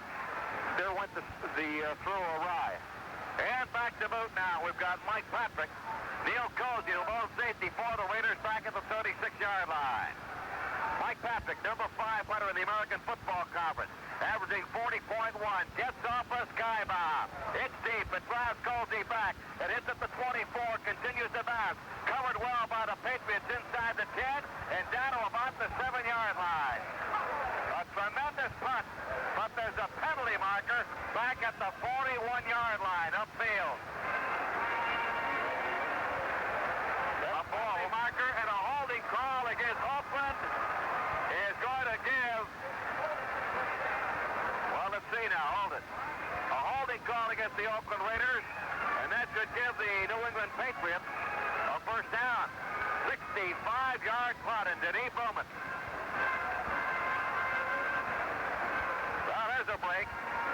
Defensive holding, 5-yard walk-off, automatic first down, and the Patriots, who just punted the ball and put them back to the 7-yard line, will take it over at their own 31-32. Now they've got to capitalize because they had tremendous field position.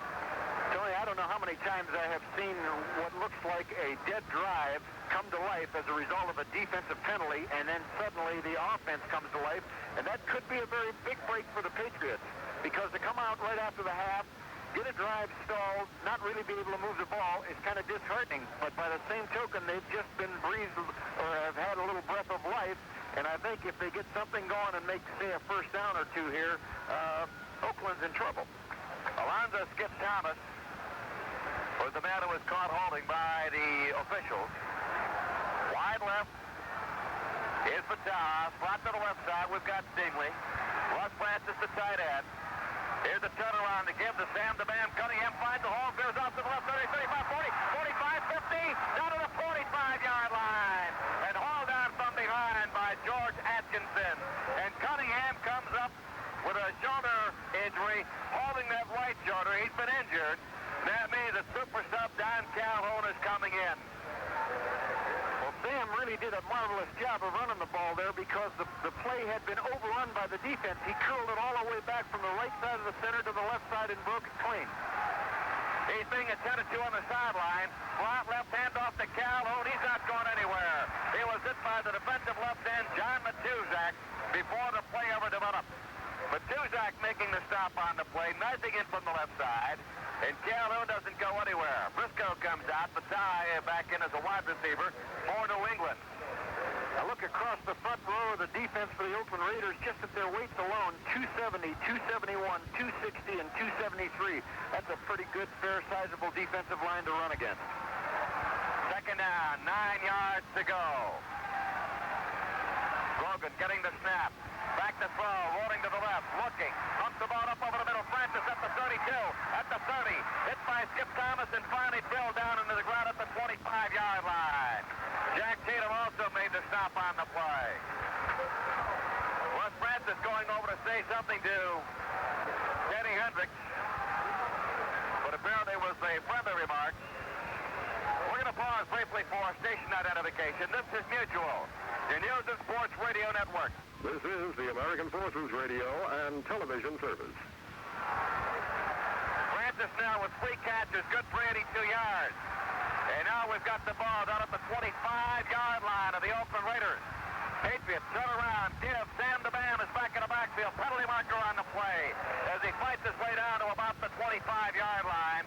The ref is going to be a holding call against the New England Patriots. This one made the stop, and it may have... Penalties, 50 yards. That'll put the ball back to the 35-yard line where it's first and 20. Handoff, Cunningham. Trying to get away from Villapiano. Does. Cuts back and gets down to about the, let's go to the 33-yard line and no more. Floyd Rice, the linebacker, a 7-year veteran, 6'3", 225 out of Alcorn A&M. Makes the hit on the play. Gain of a couple. It'll be second down and 18 to go. Well, I'll tell you, two of the most boring plays in football anymore are the holding call and the clip. And there's plenty of them to go around, apparently, because it's one of the toughest things to do is block offensively. It's just like tackling, only you're not allowed to use your arms. The ball is at the 33 of the Oakland Raiders. New England trailing here by a score of 10-7. Out of the huddle they come. Briscoe, Stingley, slotted left. Rogan back to throw. Quick drop, quick pass. Briscoe's got it. Falls down, and his foot did slide out of bounds. Well, they're going to say he's down at about the 26-yard line. Not enough yardage for the first down. They'll still have third down and about 11 yards to go. Skip Thomas made the hit on the play. Third and 11. Well, he was throwing the low-risk play there. He had tripped three receivers to the left side, and I think he just wanted a chunk of yardage. Didn't want to give any risk involved because they don't want to lose the opportunity for a field goal attempt if indeed they don't pick up the first down with this 3rd and 11 situation. Third down conversion, Grogan and the Patriots 5 for 10. Bataha wide left. Now Wes Francis goes in motion, tight end left side, moves in motion to the far side of the field. Back to throw. Grogan looks, fires. Stop. It's Francis. 20, 50, 10, 5, touchdown New England. Wes Francis cutting back. In motion, tight end left side to the right side. Upfield, cut back across the middle, and Grogan throws one. Francis took it on the run and scores. Tony, one of the real classy things I've seen is a guy like Randy Bataha, who is not a real big man, flanked out wide to the left, went downfield, and screened his defensive back working on him, screened off Willie Brown for a long period of time, maybe 6-7 seconds there as Russ Francis started to run down. I guess it was Monty Jackson. That's a pretty big mismatch. Monty, 6'5", 240. So Randy Bataha screened him off, and that was a key block on that score. And Monty Johnson is hurt. The 240-pound, 5-year linebacker out of Nebraska is on his back at the 20-yard line, and that would be quite a blow to the Raider defense. Johnson, a fine performer. One of the 4 linebackers, Filipiano, Willie Hall, and Teddy Hendricks being the others. So, an 80-yard drive. And that took a total of 10 plays. On a pass from Grogan to Francis for the touchdown. And the New England Patriots are back on top by a score of 13-10. And for Grogan, that is the 19th touchdown pass of the year. Francis is not rated in the top 20 pass receivers. All he did here today was set up that first score, Tony, and then make this on his own. And again, not to belabor the point, but all of that happened as a result of an Oakland Raider defensive mistake which gave momentum and continuance to a drive that the Patriots had started. Well, for Francis, his 4th touchdown, Monty Johnson is up, walking off the field under his own power. 11 out of 17 for Grogan, 159 yards, and 1 touchdown pass. Here's the kick by Smith. It's up, and it is good. So, there's a timeout on the field with a score. The New England Patriots 14, the Oakland Raiders 10 now, this word. The Minnesota Vikings smashed the Washington Redskins 35-20 early this afternoon, and they've advanced to the NFC Championship. a game they have never lost in their 3 previous appearances. Brent Tarkenton tossed 3 TD passes, and Chuck Foreman scampered across the goal line for 2 additional Minnesota touchdowns. At halftime in the AFC playoff game, as you know, the Oakland Raiders were leading the Patriots 10-7, and they've now gone ahead on a Russ Francis 26-yard touchdown pass from Steve Grogan. Elsewhere in professional football, the Denver Broncos have announced that John Ralston has been asked to quit as general manager, but will remain as head coach of the Broncos. Veteran club official Fred Gerke will take over the GM duties. The doubles team of Adriano Pagna and Paolo Bertolucci gave Italy the 1976 Davis Cup championship Saturday with a win over Chile. They defeated Jaime Fillo and Patricio Cornejo 3-6, 6-2, 9-7, 6-3.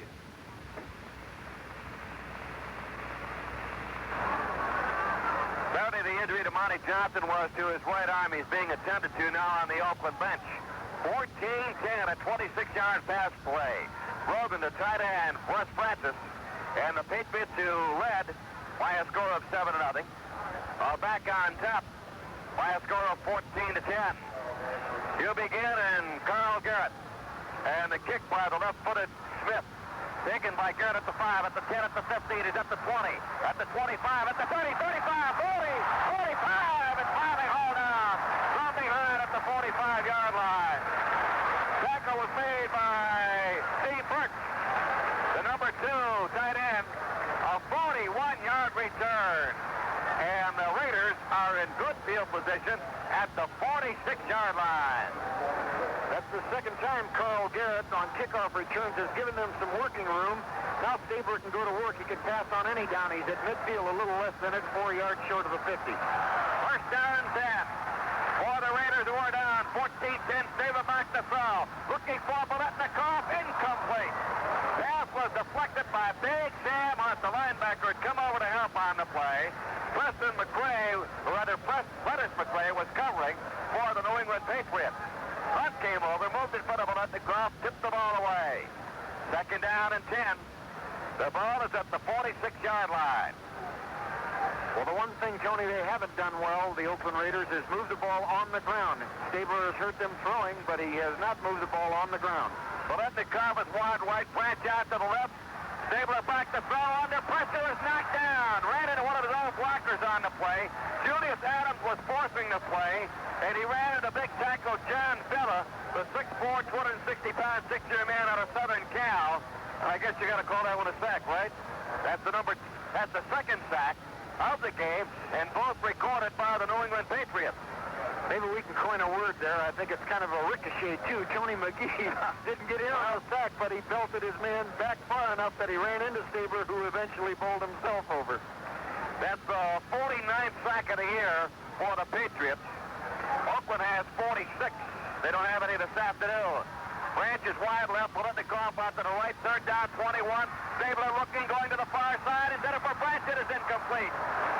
That ball sort of died out there because Branch had broken free at about the 35-yard line, but he never was able to get up to the ball. Dick Count and Mike Haynes applying double-team coverage on Cliff Branch, and that's going to make it fourth down. Still 21 yards to go. The ball is at the 35 of Oakland, and Ray Guy comes in to punt. A little bit remarkable to me that Kenny Stabler, being the wizard that he is, would call 3 straight passes at midfield.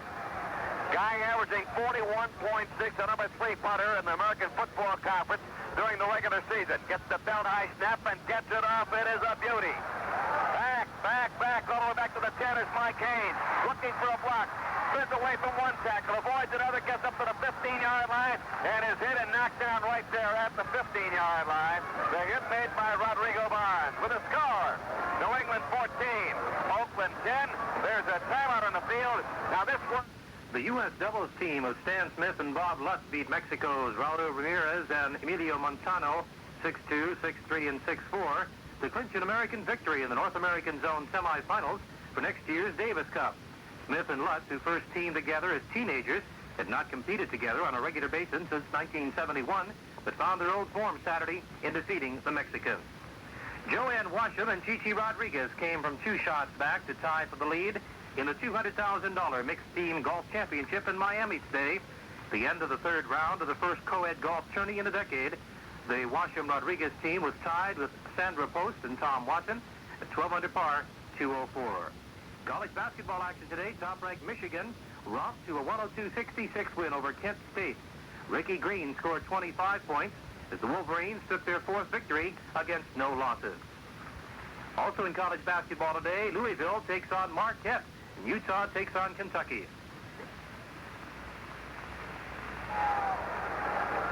Well, we had a penalty.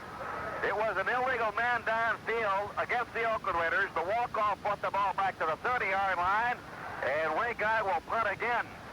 Mike Haynes back at the 28-yard line. Low snap. Gets the ball up in the air. It's returnable. Angels take it at the 32. Goes to the right, looking for a block. 30 back to the 29, the 30, the 35, 40 down the sideline. At the 45 and shoved out of bounds there at the 45-yard line. And that edge has to go to the Patriots, Tony, because on the exchange they gained about 20 yards. They were going to start on their 20, and they're awful close to the 45 right now. 20, 25-yard gain. 38-yard punt, a 13-yard return. Begin shoved them out of bounds. So the New England Patriots have their best field position on a takeover of the afternoon. They're at their own 45-yard line. First down and 10. Bataha's wide left. Here's Grogan handing off to Andy Johnson over right tackle, and Andy slides up to about the 47, 48-yard line before being stopped on the play. Man getting up from the bottom of the pile was Monty Johnson, who made the stop. So that'll make it second down, and let's go on with about 7 yards to go for the first down. Johnson's in again at left side linebacker. Ward Rice is also in. He has replaced Willie Hall. Coming out to take Bataha, we've got Willie Brown. We've got Steve Burke to the slot to the left. The handoff goes to Sam to Bam, and he drives straight ahead. Past midfield, gets the ball into Oakland territory, is then shoved back to the New England 49-yard line. But he'll get forward progress down near close to around the 48-yard line, where it becomes third down and a short 3 to go. And again, it's the inside linebackers who make the stop on the play, Johnson and Rice respectively. Going out of the game is Burks along with Sam Cunningham. And that means that Andy Johnson stays in.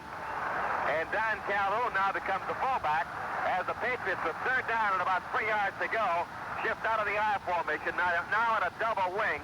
Back to throw as Grogan has the time, fires to the sideline, and it is incomplete. I have to question that play in that the receiver who turns out and looks back toward the line of scrimmage looks right into the sun. He comes out of the shade and looks right into the sun. Of course, the defensive back has the same problem, but it would seem to me, Tom, that we would be more of a burden on the pass receiver. I think that's a great observation. That's the old military maneuver. The master sergeant, he never puts them at parade rest or attention facing into the sun. That was a crucial third down, and he was looking into it. The ball was drilled incomplete. Neil Colsey, the deep safety. Lone man back at the 12-yard line. Mike Patrick back to boot. Fourth down, about 3 to go. The snap, the kick. It is another boomer by Patrick. It's high, it's deep, but hits at the goal line, goes into the end zone, and the Raiders will take it over first and 10 at their 20-yard line. Well, thus far in this game, it's been a drive that it goes to be a drive, and there's automatically some things happen that change the complexion. I think we've got one now. Well, another penalty, and it's against the Oakland Raiders. The punt was a 48-yarder. And now there's going to be a walk-off against the Oakland Raiders. It'll bring the ball down to the 43-yard line. We're going to be taking a commercial break very shortly, so our station's down the line. Be ready. Offside, 5-yard penalty. First down now for the New England Patriots. Well, on the previous possession, they got a big break. Bataha comes wide left. That's the 8th penalty. 60 yards against the Raiders. Back to throw is Grogan. Looking, pumps once, throws up over the middle. Nobody's there. Bataha pulled out short and closer to the football were Jack Tatum and Willie Brown. Well, Villapiana did a great job over the tight end that time. He absolutely decked him, knocked him down, and there was no way that Russ Francis could go anywhere. By the same token, the wide receiver left. Bataha slipped and fell, and so that ball was just thrown away. Tony, 2 crucial breaks, both of them at fault were the Oakland Raiders on a third down situation and a fourth down situation. Third and less than 5, any kind of infraction against, of course, that's a cardinal sin. All right, Briscoe wide left. Singly in the spot to the left side. Second down and 10. The ball is up to 43 of Oakland. Grogan back to throw. Fires the ball out of the backfield. Johnson at the 45. At the 40, breaks one tackle. Is finally down by Monty Johnson at the 35-yard line. But there's a penalty marker on the play. I can't remember seeing as many yellow flags as I have this afternoon.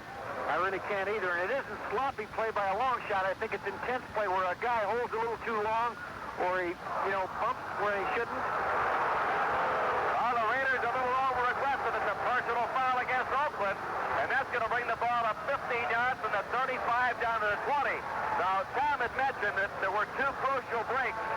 One occurred when New England was going to be forced to punt and did, and they got a penalty on Oakland, and New England kept its drive alive. They started at the 20. They went 80 yards for a touchdown, put them out in front 14-10. A personal foul called against the Raiders, and after New England had just punted a moment ago, an offside penalty gave New England a first down and keeps their drive alive, and now a personal foul call brings the ball down to the 20-yard line. So the Raiders right now are penalizing themselves into a hole. First and 10, Grogan handoff, Calhoun over the middle, 20, 15, 13-yard line. Don Calhoun, they call him the super sub. Willie Hall's back in there, makes the stop on the play along with Phil Villapiano. But a good pickup of about 7 yards on the play. That'll make it second down and 3, and some fine blocking by center Bill Lenkitis and offensive left guard John Hanna. I think if you wait playing time this third quarter, there's only 3 minutes and 20-some seconds left. Playing time, the defense for the Oakland Raiders has been on that field about 3/4 of the time. Flat left handoff, Calhoun hits the middle, fighting for the first down yardage, does not reach the 10-yard line. Is shoved back to about the 12. It'll be short, I believe, of being a first down by inches, and that'll make it third down and short. Now, the Raiders must win this afternoon if they're going to play the AFC Championship game here next week. Tomorrow afternoon, Sam and I will be at Memorial Stadium in Baltimore for the game between the Baltimore Colts and the Pittsburgh Steelers. They put the double tight end in again. Al Chandler is in with Russ Francis as a short down situation, short yardage. Charles Billiard, 270-pound rookie, comes in. As Oakland beats up its line, here's the seek by Grogan, and I believe he's got the first down. That's quite an offensive line, Tony. When you look at the way they hit out, you can see in unity all of the white shirts for the Patriots. Leon Gray, John Hanna, Sam Adams, and Bob McKay, along with center Bob Lenkitis. Well, it's got to be one of the best offensive lines in the game, if not the best. They talk about the St. Louis Cardinals offensive line. This New England Patriots offensive line is superb. First down on the quarterback sneak by Grogan. Wide right goes Stingley, out to the left for Taha. The backfield of Calhoun and Jess Phillips now. Stingley in motion toward the line of scrimmage. Hand off to Phillips, cuts in 10, down to the 5, fights to the 3, down to the 2-yard line. Very nice move by Jess Phillips, who started out wide, cut in very sharply against the grain, got it inside the 5 and down to about the 2. Well, Jeff Phillips made that first fellow miss because if he didn't, it had been a negative yardage play, and I remember him so well, Tony. He was a great defensive back for the University of Michigan State. He played on their great championship team in 1965, fought us to a dual 10-10 in 1966, became a running back for the Cincinnati Bengals and has had a long career, but he is still a fine athlete. Second down, goal to go. The ball at the 2.5-yard line. Grogan has the Patriots lined up. Everybody tight. Phillips banging in. He's got the touchdown. Put off the right side. Lenkitis, Sam Adams, and Bob McKay. They open the hole, and Jess Phillips goes in from 3 yards out. And the Patriots are out in front by a score of 20-10.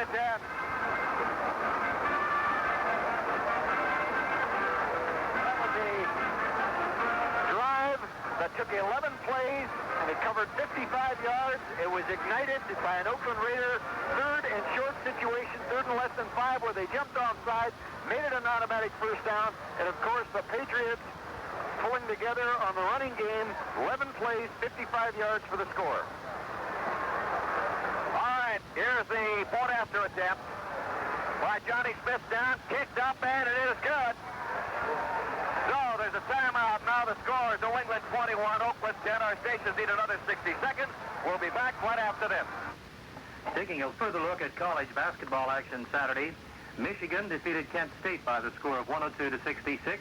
The Wolverines, the #1 ranked team in the nation on both UPI and Associated Press. Some other college scores just in. Ohio Dominion defeated Dyke by the score 77-65. It was Slippery Rock 78, Alliance 75, Rhode Island 87, Hofstra 86 in overtime, Lake Superior 74, Wayne State 73. Other top 20 teams involved in action today. Marquette takes on Louisville, Kentucky against Utah, Florida State and San Francisco, they're playing for the championship in the Cable Car Classic. Cincinnati, #9 of the nation, taking on St. Louis. #7 Alabama against Virginia Tech. They're going for the championship game in the Dayton Classic in Dayton, Ohio. Arizona takes on Detroit. Arizona rated #8. #10 UCLA against Tulsa.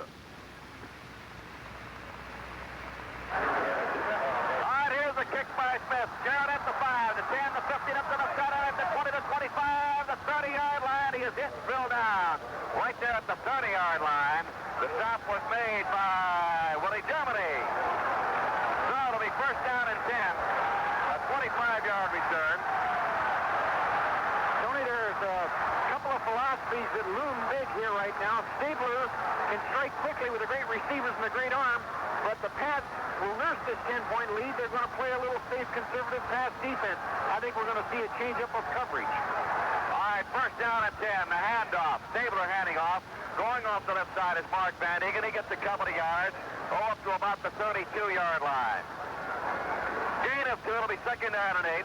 Heat Barnes, the right side linebacker, makes the hit on the play. Clock winding down, 55 seconds remain. But we're on the verge of an upset here. 21-10, New England out in front of Oakland. If you talk to the Patriots followers, they'd say upset, bah humbug. No way. This is a good football team. They beat them in Foxborough. They can beat them in Oakland. Stabler back to throw. Looking, throwing to the sideline. Bolitnikoff makes the grab. Great play by Bolitnikoff, who got away from linebacker Steve Zabel, and then was body hauled down by Sam Hunt. And what a job he did of maneuvering to get the football. Tony, a lot of people probably asking, well, what's Zabel, the linebacker, doing covering Bolitnikoff? And the reason was they were in a zone underneath and playing man coverage only with a single free safety. That's the best, most conservative defense you can be in, except it's a man mismatch. 5 catches, 98 yards. Hand off to Van Egan. Barrels ahead. Gets the ball into territory of the New England Patriots. And it finally hits down at about the 46-yard line. The end of the third quarter with a score. New England 21, Oakland 10. Now this. The 101-pounder on the White Swan Washington High School wrestling team has a history of rough stuff with the boys, but everyone still was astonished when 16-year-old Susanna Bob made the once all-male school team. She says that when she was little, she was always beating up on the boys. She says she used to play football with them, and though they didn't like it, the teacher said it was okay. And few allowances have been made for the girl wrestler. She dresses in the girls' locker room and weighs in on the home team scales. Last year, White Swan principal Gerald Tilton told the 4'9", 97-pound lass that she could not compete on the team because there was too much body contact. Susanna says she felt bad, but she says everyone told her it was all right because she didn't just make too many guys feel bad. However, there was no stopping her this season, and Coach Lon Henry agreed to let her try out. He says she works just as hard as anybody, and she can lift weights, do push-ups, and everything right along with the guys. Henry says Susanna is not bad for a first-year wrestler, but he says she'll get her lumps this year.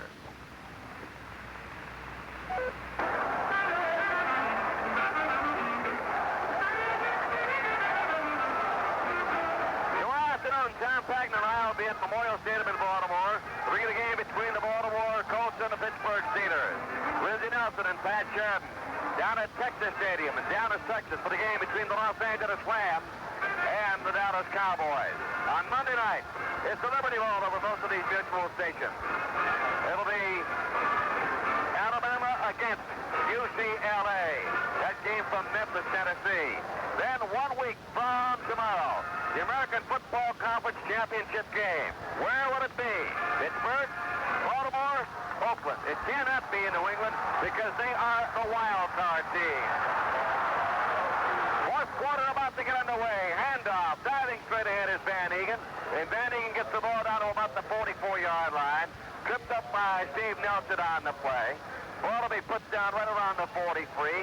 And it now becomes third down and short, about 2.5 yards to go for the first down. And all of a sudden the Raiders are keeping it on the ground. That's true because he saw the change in the defense. The Patriots went to a true free safety, which incorporates one of the linebackers in a pass coverage, and it's a good defense. You have to attack running. Well, that's Kickoff and Blanche slotted left. Back to throw. Stabler looking on third down. Ball is caught by Van Egan coming out of the backfield. He's hit by Sam Hunt, but he's got the first down. First down at the 35-yard line of the Patriots. Kenny Stabler is an accurate thrower. For a left-hander, he's one of the few left-hand quarterbacks in the NFL. He can put the ball on the money, and the short throw is really his best suit. But he's got the threat of the deep Cliff Branch and Bolitnikov to keep you honest. First down at the New England 35. Oakland trailing 21-10. Stabler back to throw. Looking, going to the sideline. Penalty marker on the play. Bolitnikov made the grab at the 24-yard line. Mike Haynes was covering. But there was a penalty marker thrown down at the 26-yard line. They're having a little confab down there. The number 90 official, I can't get the name on him, is instructing the head official. I think it's going to be against the Patriots. Holding call against New England. And right now there's some talk with the official. Fox was out there. Might have been a grab by Prentice McQuay on Cliff Branch. Had nothing to do with Bolitnikov, who caught the pass.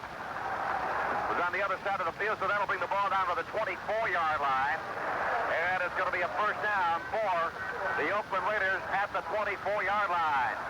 If I had to spot a weakness, and really it isn't because they're a great linebacking core, but the New England Patriots linebacking core is a lot better against the run than they are the pass.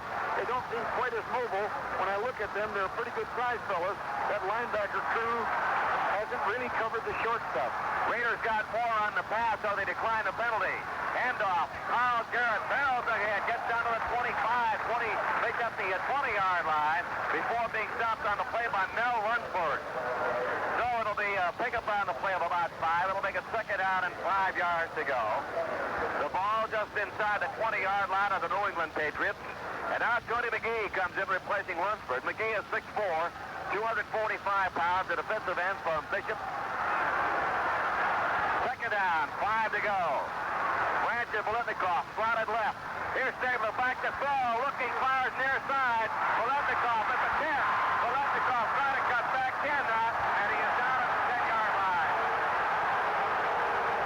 Tony there again, the pass for his zone. The lightest linebacker they have of the 4 weighs 235 pounds. Everybody else is over that. They got back to the zone, but Freddie Bolitnikov is a little too tough to handle with his agility and amazing dexterity. He ran an out pattern, came back towards the passer, caught the ball, did a hop, skip, and a jump, and had he not fallen, probably would have gained a few more yards. Length of the football inside the 10. It's first down and goal to go for the Raiders. We're in the fourth quarter. Cody Robertson, Tom Pagna. Kenny Stabler with the ball. Back to throw. Being left, being chased. With puts the ball up in the air. Caught by Garrett. Garrett makes the grab at about the 7-yard line. Stabler under tremendous pressure that time. Being hassled here by Ray Hamilton, the nose guard. And also by Pete Barnes, the linebacker who came in on the play. Threw the ball, and Garrett was the man who picked it out of the air and got it down to the 6. Second down and goal to go from there. Well, if you can throw the ball sitting on your pants, that's about what he did. Second down, goal to go. Slot to the right. Stabler, the quarterback, gives the ball to Banaszak. Bangs inside the 10. Fights his way, gets it down to about the 2-yard line. 1-yard line, but there's a penalty marker on the play. Banaszak gets the left side. Was it? Bounced off. Second effort. Got it down to about the 2. The ref is going to be against New England. Stabler and Fox made the hit. Stabler, the snake, turned out to be the Fox. He gave him a little cadence change that time, and it caught the pass offside into the neutral zone. All right, French, and the Kickoff will come out. They'll beef up the offensive line of the Oakland Raiders. The ball is at the 2-yard line. 6 penalties, 43 yards against New England.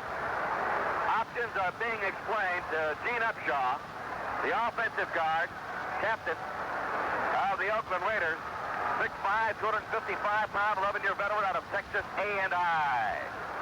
That ball will be put down at just inside the 3-yard line. Offside is the call against New England. So that'll make it second down and goal to go just inside the 3-yard line. And so many times on the field, during a short yardage situation, they love to give that ball to Vanacek because he is a blood and guts kind of runner. Well, the Raiders have moved the ball 67 yards upfield. Practically 11-man line here for New England. Davis turns around, Vanacek barrels straight ahead. Gets it down to about the 2-yard line. The moment it looked like he might make it, then all the gaps closed on the play. Ray Hamilton, the nose tackle. Operating Steve Nelson, the linebacker, coming up. We're going to pause briefly for station identification. This is Mutual, your News and Sports Radio Network. This is the American Forces Radio and Television Service. Anderson comes down and Van Egan is in. Third down conversions this afternoon. Oakland 2 for 7. Stabler wants it quiet. Third down, goal to go. Turn around, give, touchdown! Van Egan got the call. He went over the left guard for the score. Tony, I think you've really got to credit George Fielder, the right guard, John Bello, the right tackle for the Oakland Raider offensive line. They fired off the line. Absolutely a beautiful start out of the stance and got movement, which is really what offensive line play is all about. Try to get a distortion, a bubble, and they did indeed. And that gave the back that chance to get a little momentum and get over that final stripe. So Van Egan from 2 yards out goes in for the score. It's now 21-16. His fourth touchdown of the year. Spotted down. The kick is up by man, and it is good. There's a timeout on the field with a score. New England 21, Oakland 17. Now this word. Brigham Young and Oklahoma State matched their differing offensive philosophies in the Tangerine Bowl Saturday night. It's the second bowl meeting in 3 years for the two college football teams. Wichita State's athletic board has voted to retain Jim Wright as head football coach for the remaining year of his 4-year contract. Marquette basketball coach Al McGuire says he'll retire at the end of this season.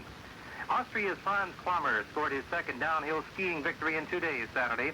In so doing, he took the lead in the World Cup standings from Phil Maher of White Pass, Washington. Benny Briscoe and Willie Warren meet in a middleweight bout Monday in Nice, France. The winners will meet Argentina's Carlos Monzon next April for the world title. College football action can be heard on many of these AFRTS affiliate stations. The Brigham Young Oklahoma State game, Tangerine Bowl at Orlando, Florida.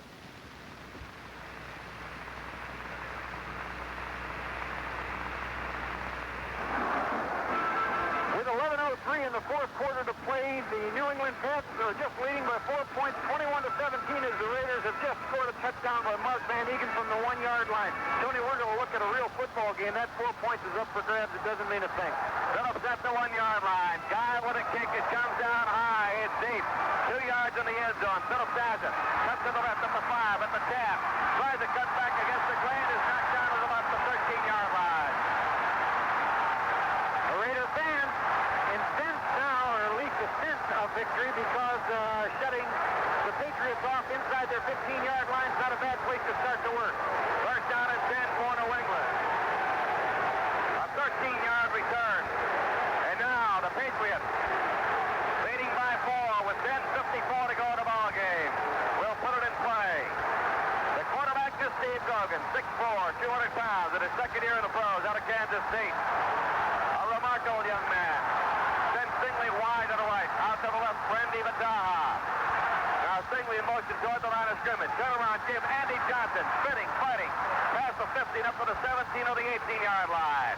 Monty Johnson was there. Teddy Hendricks was there. And the last man to get up from the bottom of the pile was the nose tackle, David Rowe. A gain of about 4. Second down and 6. And the 54,037 capacity crowd here at the Oakland Alameda County Coliseum chanting defense, defense. They want the Raiders offense to get the ball back. Slot left, Pagna and Stingley. Logan waiting for the snap, gets it. Sam the Band's got it. Off the tackle, 20, 25, 30-yard line and a first down. Sam the Band Cunningham. Hitting it, running hard, getting the first down yardage. Gets the ball up to the third 25-yard line. A first down for New England. And the Oakland Raiders are a difficult team to run against. The New England Patriots ground game has been the secret to their success, complemented by the great Steve Grogan leadership, but running the football is the name of the game. Cunningham, 16 carries, 56 yards. Double receivers left. Here's the handoff to Cunningham again, and he fights up to about the 27 to shove back to the 25.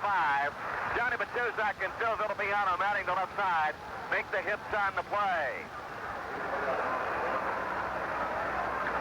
It'll be second down.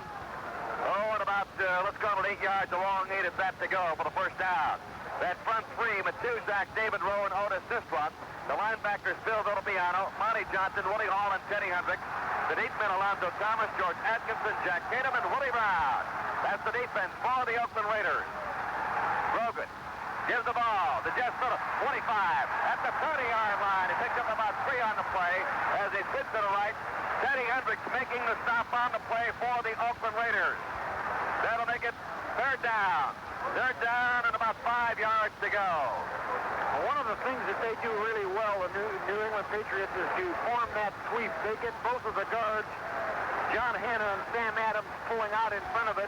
A lead block of usually Calhoun or Cunningham, and the ball handled by Phillips that time. That's a tough play to turn in. Stingley comes down, and Steve Burke is in the game for New England with third down and 5. Grogan on the draw. Sam the Bam. Looks like he might get the first down yardage. He's hit and knocked down at the 33-yard line. Looks like he was on the way, but David Rowe made the hit along with Villapiano.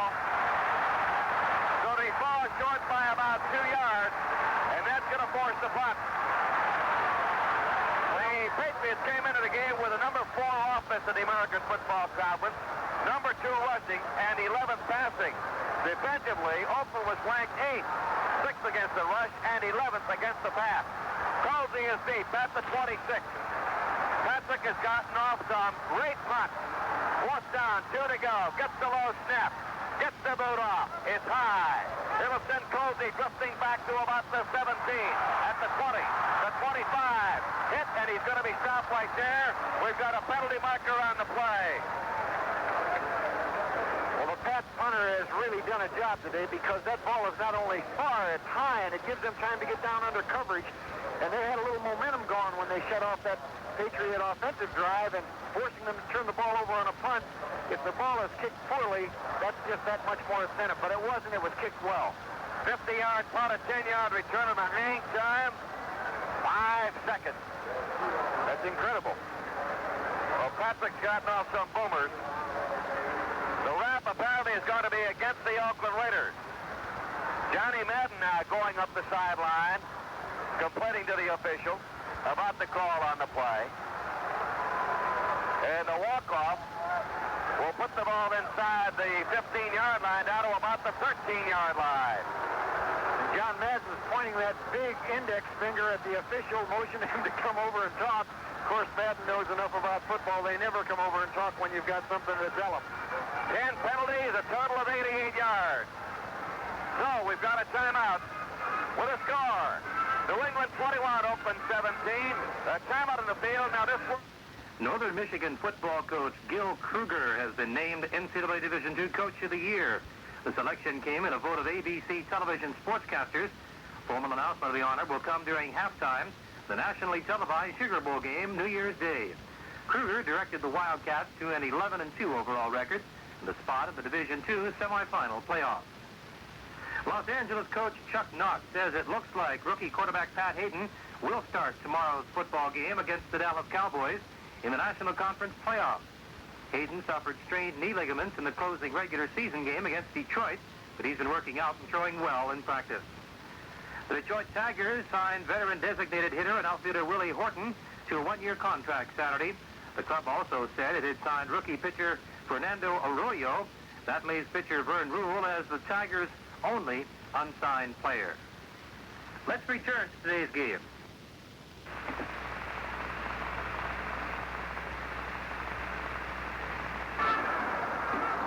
7 minutes and 32 seconds left to play in the game. 21-17, New England on top.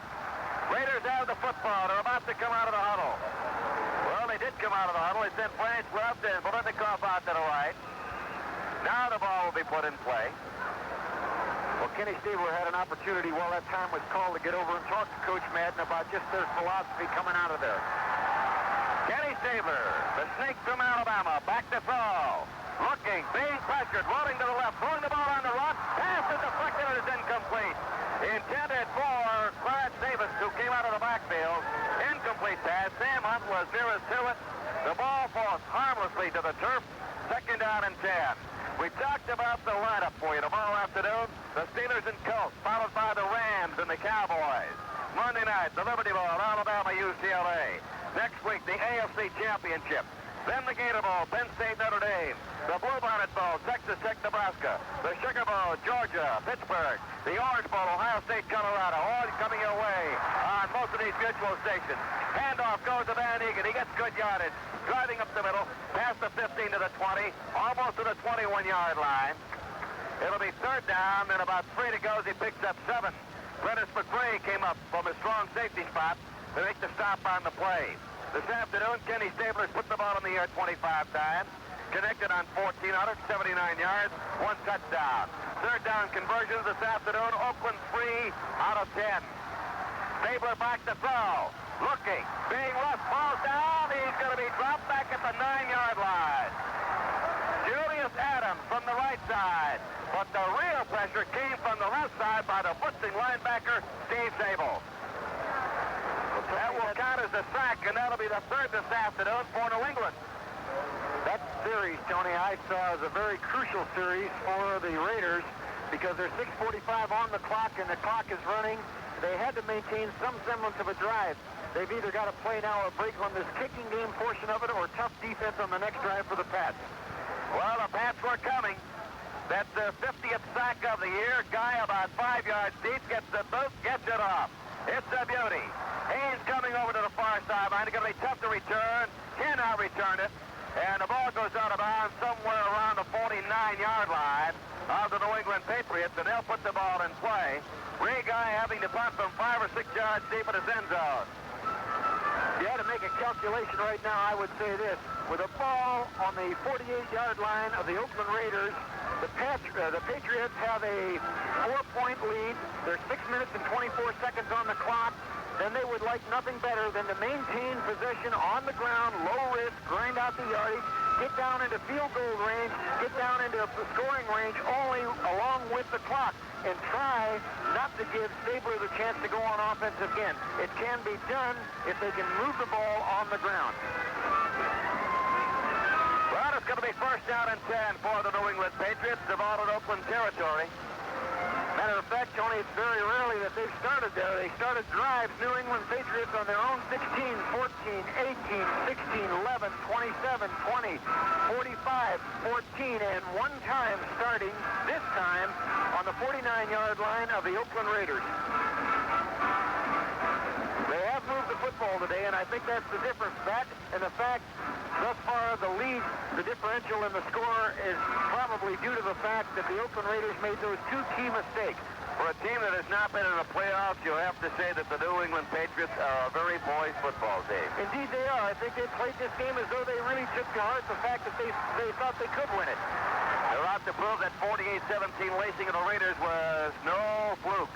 Hand off to Andy Johnson, 50, down to the 47-yard line. Maybe got about a yard, 2 yards at the very most on the play. Teddy Hendricks came up to make the stop along with Matuzak and George Atkinson for the Oakland Raiders. Well, Oakland's got to win. If they do win, they'll play the winner of tomorrow's game between Pittsburgh and Baltimore here 1 week from tomorrow. If not, well, the championship game could be played in Baltimore. Could be played in Pittsburgh. It will not be played in New England. They are the wild card team. The wild card team does not get home field advantage. Batar goes wide left and a slot to the left side. Steve Burke.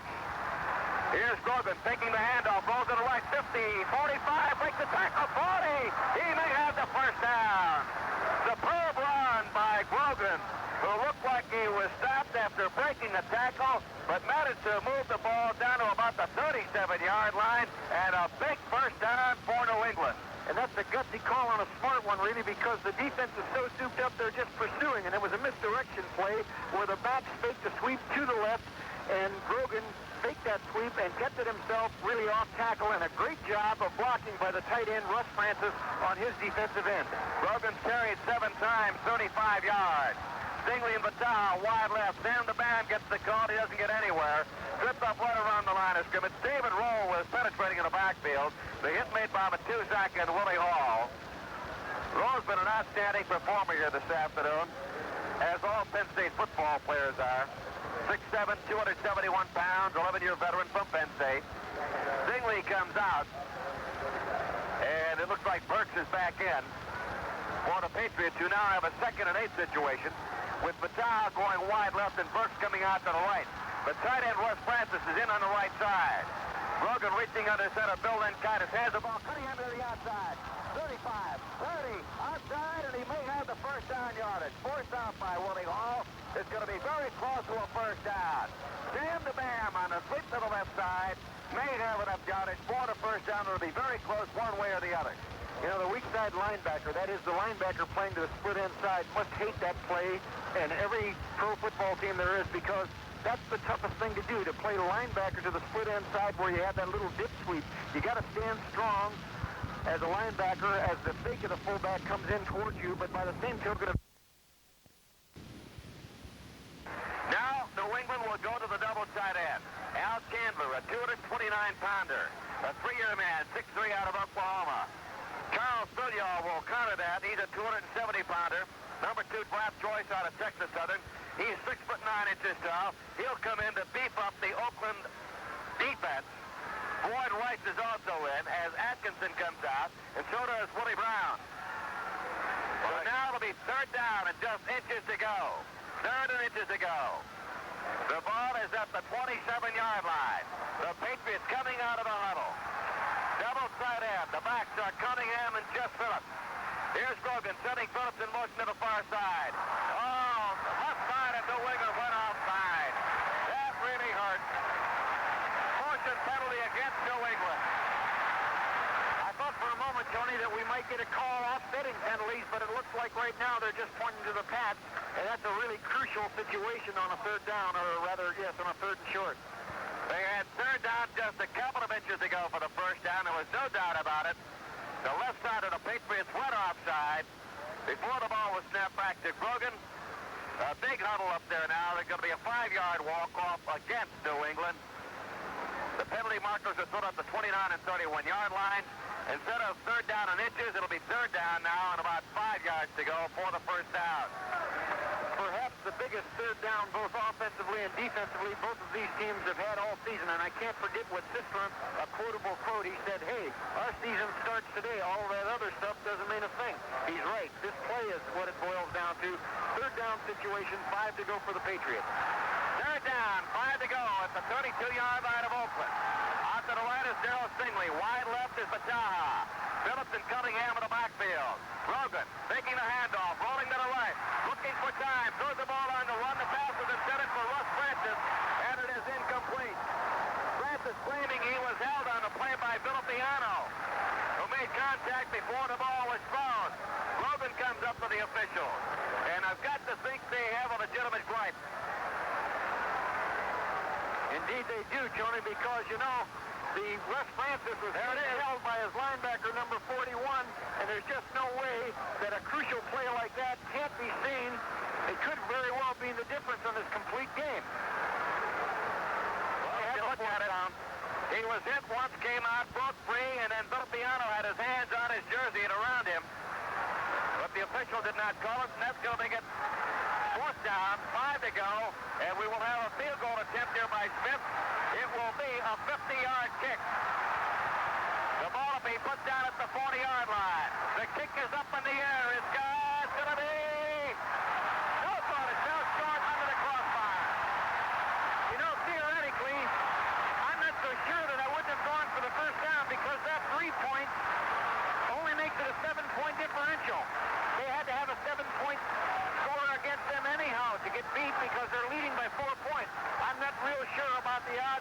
involved there.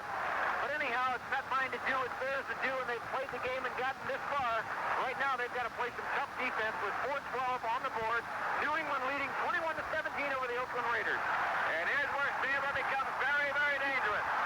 21-17, New England, 4-12 left to go. But the Raiders take it over at the 32-yard line. Van Egan gets the call. Hits the line, maybe gets the yard on the play. It'll be second down and 9. Getting up from the bottom of the pile was Steve Nelson, the 3-year veteran out of North Dakota State. The man is considered to be the best linebacker on the New England Patriots. Gain of 1 at the 33. Second down. 9 yards to go. Out to the right in the slot. Biletnikoff and Branch. Stabler looking, throwing, pass is caught by Biletnikoff. He is in immediately at the 39-yard line. And as Stabler set himself to throw, his left foot slipped out from under him. Threw the ball off balance, but got it right on the target. Well, what's incredible, too, Tony, is the fact that was a completion picked up about 6 or 7 yards, but the clock never did stop because it wasn't a first down. It wasn't out of bounds. About 20 seconds have jumped off the clock. That's 8 catches for Biletnikoff up to this point. This time it's Biletnikoff and Branch in the slot left. Third down, 2 yards to go. Stabler looking, throwing, pass caught by Branch at the 45. At the 40, somebody's got a first down. As Mike Haynes makes the tackle on the play, and the Raiders are on the move. Biletnikoff used just a little slot maneuver. The slot, Cliff Branch and Biletnikoff did a little X pattern. And, of course, the guy coming from the inside out is Cliff Branch, and the ball was right on the money, just enough to pick up that first down. The defense got caught in the switch. First down and 10 at the 48-yard line of Oakland. Biletnikoff wide right. Out to the left, we've got Branch. Penalty marker is going to be against Branch. Throwing the ball upfield, it's set up for Branch. It's Stabler. It's no good. Incomplete. Thrown too long. Stabler just lofted the ball, but Branch is going to be called for a motion. Could have been an illegal motion penalty against Cliff Branch of the Oakland Raiders. And the Patriots say we'll not give them another down. We will decline the penalty. Again, you have to analyze the fact that there can't be but a half a dozen people in the world that can run a 9.200. Cliff Branch happens to be one of them. Very few of those 9.2 sprinters can possibly catch a football, but he's that deep threat. Most wide receivers, again, get in an inside hand-down stance so they can look in at the ball. When the ball moves, they move. In this instance, he got a little over-eager, and his forward motion was being called. 16 out of 28 for Stabler this afternoon, 195 yards. 2 minutes and 30 seconds left in the game. Second down and 10. The ball at the 48-yard line. Again, it's Biletnikoff to the right. Branch out to the left. Stabler back to throw. Looking, throwing, pass is caught by Biletnikoff. He's got the first down at the 40-yard line. Bob Howard made the hit, but not in time. When I look at the cornerbacks, Bob Howard and Mike Haynes, they're really giving a lot of cushion, about an 8 to 10-yard cushion from the wide receivers of Biletnikoff and Branch. They're letting them catch the ball up front and then trying to be deadly sure when they come up to tackle, because the one thing you don't want to do is make them miss tackle. Well, with the score, New England 21, Oakland 17. There's a timeout on the field. Now this. In a further look at college basketball action Saturday night, there are quite a few finals coming up, and consolations, of course, in holiday activity and basketball tournaments. In the Kentucky Invitational, Utah and host Kentucky, number 3 in the nation. They're going to the championship of the Kentucky Invitational. In the Volunteer Classic, St. John's of New York is going against Tennessee for their crown. In the Big Sun Tourney, the final pits Memphis State against Florida. In the Sun Bowl Classic, a final, University of Texas El Paso against Missouri. In the Birmingham Classic, the final will pit the cadets of the U.S. Military Academy, Army, against South Alabama. In the Dayton Classic final, it will be Alabama against Virginia Tech. In the Astro Bluebonnet Classic final, Houston against the University of California at Santa Barbara. In the Cable Car Classic, number 5 San Francisco, the Dons of the host team, will be going for their crown against Florida State. Toledo Invitational finds Toledo against Marshall. Tony, we've watched a whale of a football game, and it's far from over. All on the clock, it says 2 minutes, but anything could happen. Kenny Stabler could unleash a bomb at any moment. They've been going to Biletnikoff for the key play. From time to time, they've gone to Branch. And, of course, you've got perhaps the best tight end in the business in Dave Casper, and, you know, he can score. How do you play a guy like Paletnikov who manages to get up no matter who's defending against him? Well, one of the things they're doing, the Pats, and they have to do it, is they have to give him a cushion. He's just too good. He's too cute. He can make moves on you. This is a great raw speed, but it's that great ability to see what the defense is. If it's a zone, he'll comb into the seams of the zone. If it's man-to-man, he's got you like a tiger because that's his meat. All right, they've got Bradshaw in along with Paletnikov on the near side. Van Egen's out of the backfield. Stabler from the 50 throwing the ball. Caught by Casper. He is hit, knocked down at about the 19-yard line. Well, that's the guy we were talking about a moment ago. Right.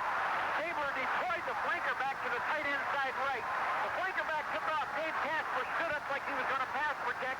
Let it clear out. He laid, breaking the 45-degree angle, kind of a little deeper than a flat maneuver. 1 minute and 40 seconds left to play, and the Raiders started back at their 32. They are now at the 19-yard line. 18 out of 30, 228 yards for Stabler. Two pass coverage people came from the New York Patriots. I'll pick them up in just a moment. All right, first down at the 19. Stabler back to throw. Spot left, looking. He's going to be hit back. He is in and dropped down for a loss back at the 27 to 28-yard line. Mel Lunsford gets the sack on the play. The fourth for New England this afternoon. Their 51st of the year. Well, the Pats guessed right. They brought in Joe Blahak and Dick Kahn back up secondary people so that they could have actually 2 corners and 4 safeties in the game at the same time. They sacrificed a little bit on the rush, and that might well be the biggest fact that the Patriots will have all year. A loss on the play of 9. Second down and 19. The ball at the 28-yard line. Paletnikov, wide left, going, looking. Stabler throwing to the far corner for Casper. It is incomplete at the 1-yard line. Covering on the play. Curtis McCray and Dick Kahn as they double-team the big tight end. Well, the Patriots, Tony, have gone, and it makes a lot of sense. They've gone to these 6 deep secondary people. They've pulled a couple linebackers and line people out, or 1 lineman, 1 linebacker out. They're putting man coverage on all of the receivers, tight end, 2 wide receivers. And then they are backing that up with a twin safety. So they're running all over the field with them, crossing patterns, everything that they can do, and backing it up with a 2 deep safeties. 57 seconds left in the game. Third down and 19. Oakland trailing 21 to 17. They've got the ball at the New England 28-yard line. Left to the right. Stabler back to throw. Looking. Throws the ball. It is incomplete. Incomplete at the 2-yard line. Stabler was hit just as he released the football. There's also a penalty marker on the play. The rap is going to be against Ray Hamilton. That's an awful big call at this point in the game. He's putting a ferocious rush on. He probably hit Stabler while Stabler, or after Stabler threw the ball. I would imagine that's the call. Stabler got up awfully slow. The clock is stopped with 52 seconds. The walk-off will be against the Patriots. And it'll be a personal foul call. And again, a 3-point play doesn't mean a thing, but they're down in running room now, but 52 seconds on the clock. They probably have to throw some sideline patterns stopping the clock. All right, Van Egan comes in. Matasak comes out. The ball has been placed down at the 13-yard line of New England. The Patriots hanging on for dear life, leading 21 to 17. The Raiders with the help of a personal foul call. Get the ball. First down at the 13-yard line. Oakland huddle between the 20 and 25. Paletnikov off to the right. Dave Casper, the tight end, is on the left side. Cliff Branch is in the slot to the right side. Here's Stabler back to throw. Looking, throws the ball to the sideline. Casper's got it, and he's out of bounds inside the 10 at the 8-yard line. McCain's covering on the play. A gain of about 5 yards, second down. And about 5 to go. We're going to pause briefly for station identification. This is Neutral, your News and Sports Radio Network. This is the American Forces Radio and Television Service. The call was roughing the passer. Van Egan comes out into the ball game with Matasak. Second down and 5 at the 8-yard line. Paletnikov wide right.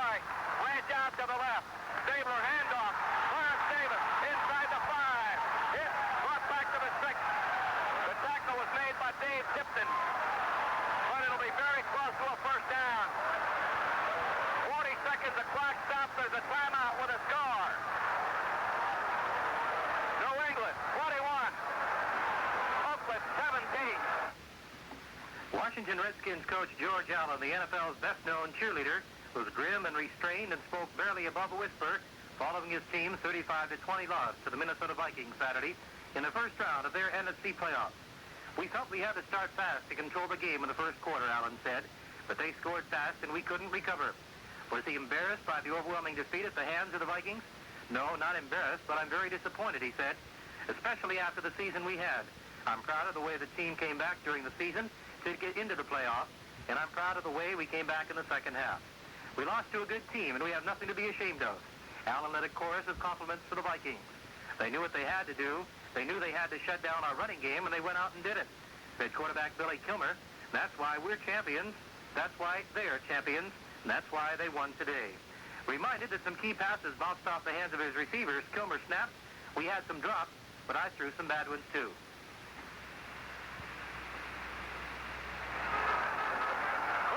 Has come out and they put in the letter B. Henry Lawrence, a 273-pound tackle in.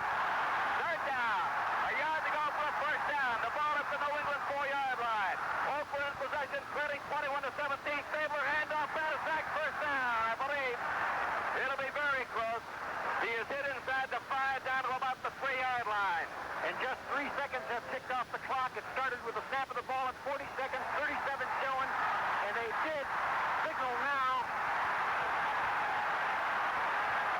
Marker was caught in the end zone. It's going to be a wrap against the Raiders. Personal foul, rather, against the Patriots. Personal foul has been called against New England. And that was halfway to the goal because they had picked up the first down.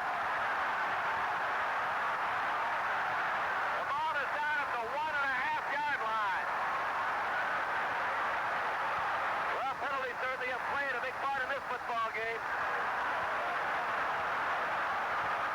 37 seconds on the clock. 4 points ahead. New England Patriots on defense at a 1.5-yard line. Their own back to the wall. And the three-pointer won't help them, but Oakland Raiders have to get the ball into the end zone to score. Earlier this afternoon, Minnesota walloped Washington 35-20. The ball is now at the 1.5-yard line of New England. First down and goal to go. 37 seconds on the clock. The Raiders huddle at the 10-yard line. They trail by 4, 21-17. Out of the huddle he comes. Out over the football to Dave Dalby. Here we go. The handoff. Banaszak does not get there. He is hit and knocked down. He was hit by Mel Lunsford. Got it down to about the 1-yard line. And they're hustling to the huddle, Tony, because they don't want to use that final timeout. Is ticking down, 20 seconds now.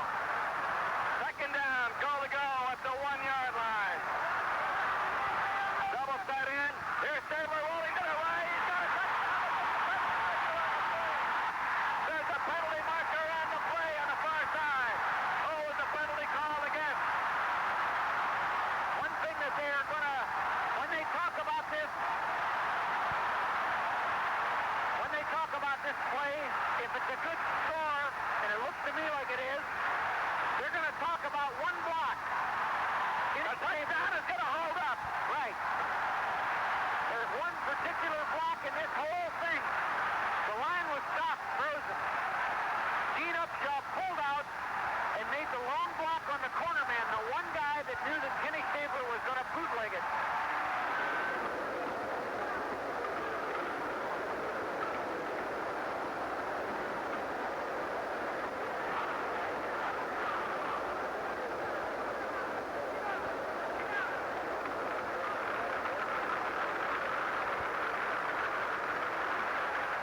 Somebody threw a smoke bomb out there. Play is going to be delayed here. 10 seconds left on the clock. Stabler scoring a touchdown on a rollout to the left. Little run-action fake inside to pull everybody in man coverage to the defensive left.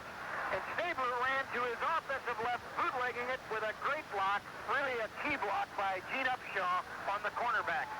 Well, they went 68 yards. In 13 plays. And Ray Hamilton's been kicked out of the game. Ray Hamilton, the nose tackle of the New England Patriots, has been ejected from the game. If I'm not mistaken, Tony, that personal foul that moved the ball halfway to the goal line, placing it on the yard-and-a-half marker, might have been Ray Hamilton. That was Prentice McRae. Prentice McRae, I'm sorry. 68 yards, 13 plays. Stabler goes in for the touchdown. And Oakland's now out in front, 23-21, with 10 seconds left to go.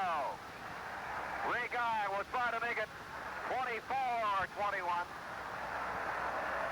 Make that arrow man. Man will try with a PAT. The ball to be spiked.